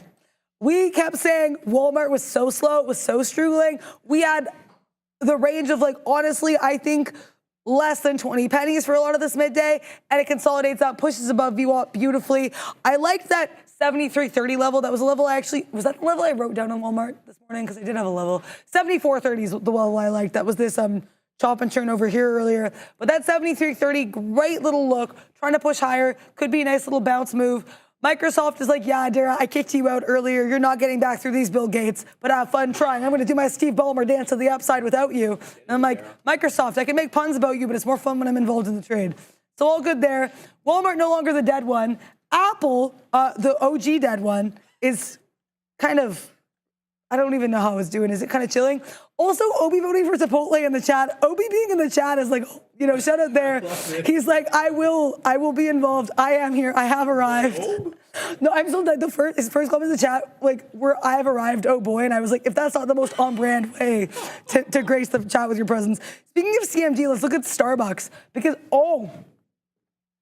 Starbucks, I don't want to call this a range, because don't call it a comeback, don't call it a range, but man, this bounce off that pre-market low, that 93.55 coming up to 94.20, that is a beautiful little baby range. Love this look. Let's see how this goes. Patik says, yes, talk about Walmart. Okay, I mean, I could talk about Walmart more. I think it's nice that we bounced off of broke above VWAP here. I would say the fact that we finally had some movement is nice. I also think that 74 level, if we can get above that, because that was a pretty harsh little stutter step and then quadunk, I think that would be a nice look. But let's take a look at the daily chart for Walmart, because I think that's something worth noting as well. With calls, generally options, I assume it's going to be like a little bit more of a longer term look. Yeah, honestly, it's a great look. I think 71 is a level on the daily chart. If we bounce off that, that'd be great. Look at a comeback we had there off earnings, though, for Walmart. I think if we bounce off 71s, I would like that look. Because, sometimes we don't sustain all of those crazy day one earnings moves. But 71, that was a level that we had clearly as some support here in mid-July. Resistance in mid-July. Couple candles wicking into it before we start the sell-off there. So I'd be watching out for 71s on WMT. Microsoft, do I get let in those Bill Gates? Will I be doing my Steve Ballmer dance again? We'll find out. How are you doing? I mean, saying, let's see if we can hold 6. I'm giving this to 6. Here comes 15s. Boom, yes. I'm saying again, go, baby. Shout out. I was about to use a bad word. Thank God I didn't. Let's see. Here we go. Let's see if we can get the $quarter a dare. We're going to be waiting for the $quarter now, but a break of 6, and that's the end of the trade. Whether I have de-risked or not, because the trade is not valid if it doesn't hold 6. There is a big buyer there at 6 that held us up several times in and around that area. So I'm going to put my order now at the $quarter to get out of the remaining position, but I will flatten out on a break of 6. Now, there is a buyer moving up here with me. He moved up to 5, so big buyer, but that's going to break. Here comes 6, and that's the end of that. So we'll get out there for about a 5-penny loser on the remaining amount, but it zooms right above 6. So we're going to have to zig and zag with this one. I didn't want to fight with this too much. It's basically a spready name for a very cheap stock on the day. It's about $6, and it has an 8-penny spread. I don't like that at all. Now, what I will be looking for is a break of 580. So that is a level that we kept bouncing off after the halt. So we already know that this bad boy is halted at 590. It did several bottoming tails into that 580 area. So 580 short, a 580 break here, and I would have gotten short, but there's only 6 minutes left on the show, so I'm definitely not going to be managing this trade while I'm at the green screen, but I'm very interested in if you're able to get locates, short locates on your platform. Keep your eye out on 560 and 580. The reason I say 560, that was the initial halt up, and then 580 has all the bottoming wicks in and around that area. So if we give up 6, and right now we're putting a bunch of topping tail candles through 6, look for possible 580 or 560. Sure, you're going to have to decide which one you want. But here come the buyers again, and here comes 620 again, and here comes 6 1/4. Should have held that one. That's a mistake. All good. We'll learn from that, and we'll feel bad about it. So that way, it'll stay in the noggin. And we'll remember how I felt last time. I want to get out of a trade next time a little bit early. So this one on the way up, looking to zig and zag here at the 6 1/4 dollar. I gave you the deets on this one earlier. Watch out though, it is quite spready for a $6 name. And this one does have news. Adara put this one on the watch list. If you're not getting that watch list every day, you're flying blind, baby. You need it. I personally use it every single morning to get my my organization ready. So make sure you're subscribed to that watch list, Adair. And why would you fly it blind? As Sharif says, you want to have your eyes, ears, and all sensory organs. I do. Just be aware there. No, I had to make that joke there. But seriously, shout out on your awesome trade. Also, you. I didn't hear I'm in sing. I heard I'm insane, and it took me a moment to realize you were in sing. But that is an insane You're probably trade. not the only one that heard that. Now, well, you always say call me crazy, Yeah. so now I'm going to call you in sing. But shout out to you there. You were in sync with sing. Now you're saying bye, bye, bye with some profits. Bye, bye, bye. Bye, bye, bye. 4 minutes left. Did I get the dip buy on Micros? Pardon? I want to say bye, bye, bye. Oh, I know you're saying bye, bye, It was bye right actually now. like perfect Sorry, timing. yeah, please 4 do minutes that. left. I'm going to see everybody at the green screen. Can't wait. Make sure you're getting in your vote, guys. Too late to vote today, but tomorrow, make sure you're voting with Obi and Adair on the show. See everybody on Monday. Please do that. Shout out there. And thank you again to Sharif for everything you do. Love sitting on this desk with you. Microsoft, I did not get the dip buy. Is this not the saddest chart you've ever seen when you get bottom wick? And then it just flies higher. That's going on my Twitter. Shout out Adara, Trader TV Adara. I put stocks on either charts on my Twitter, things that I went well, stocks I learned from, trades I learned from. That Microsoft trade is like, hey, maybe Adara on a spready make 7 name, you risk more. So that's the lesson there. I will be putting that on my Twitter. Wait for that. Meanwhile, I got involved in Palantir as we head into the rest of the day. Why, you may ask? Well, okay, I love this level on Palantir. I mentioned this briefly earlier, and I let this stock off the hook. I was not looking at it. You got that beautiful rejection here at 31.20s. Like, we got support here, flipped, resistance. It was even a little bit of resistance here in the pre-market. So this was clearly a repeated level. We are above VWAP. Why did I short above VWAP? Because look at all these topping tail candles. We cannot get above 31.25. I'm risking to 31.25. I would be loving if I could take some profit here as we head into 31.10s because there's a lot of chop and churn around those levels. Not sure if that's going to be happening, but if it can, I think that would, be a really nice look here. Let's look at some wider time frames. Yeah, see, we are still above VWAP, but this, look at this topping tail candle. To me, I still think this supports a potential bearish position, but like I said, I don't stay in trades beyond the midday. I do show things other than that, so this is really, whatever happens in this trade, it will be happening in the next 3 minutes. We'll see what we get here, or I guess 2 minutes now on PLTR. But to be very pal and clear, I didn't just take this trade to take it. I liked this trade. I'm a little bit disappointed in myself for not looking at the stock earlier. Let's see what happens. Like I said, it's not been the trading day of anyone's life. I took partial profit in one of my Microsoft trades, one of my Amazon trades, and then I had some successful SPY trades. But other than that, it was a day that will require a lot of aggressive journaling and a lot of learning. There's no trades that I actively hated that I took, but it's just about making sure you're taking trades that make sense, only taking the trades that make sense, and having, making risks that make sense. Some of those Amazon trades, I definitely didn't risk enough. We all know I didn't risk enough in Microsoft. So learning a little bit every single day, guys. That is the whole point here. That is the long and short of it. Accidental pun for trading. But yeah, really, again, being confident a little bit here. What else do we have going on here? PLTR, I guess Patik's not a fan of PLTR. To be fair, it is a little bit of a different one. CVNA, I called it $3 ago, says Jetboy. It's Carvana. To be fair, we've got all these names running to the upside. Is Carvana going beep, beep, beep, let me in? Let's see what Carvana's doing here. You are in Nirvana if you're in Carvana. Let's be very clear here. We are up more than 7%. This is a great look here. How many times today have I said new high of days? Probably an insane amount. But Carvana, new high of days. Great look here as we push higher. honestly, we're leaving you guys here with the SPY up 1 2/3%. And we have here QQs up here over 2.5%. It's such a day. I really cannot wait to see what the big kahunas have to give us because they're going to be there with you in just 30 seconds. This is interesting. We have Patrick saying Palantir always goes against the market. Yeah, it certainly marches the beat of its own drum, especially since it's earnings.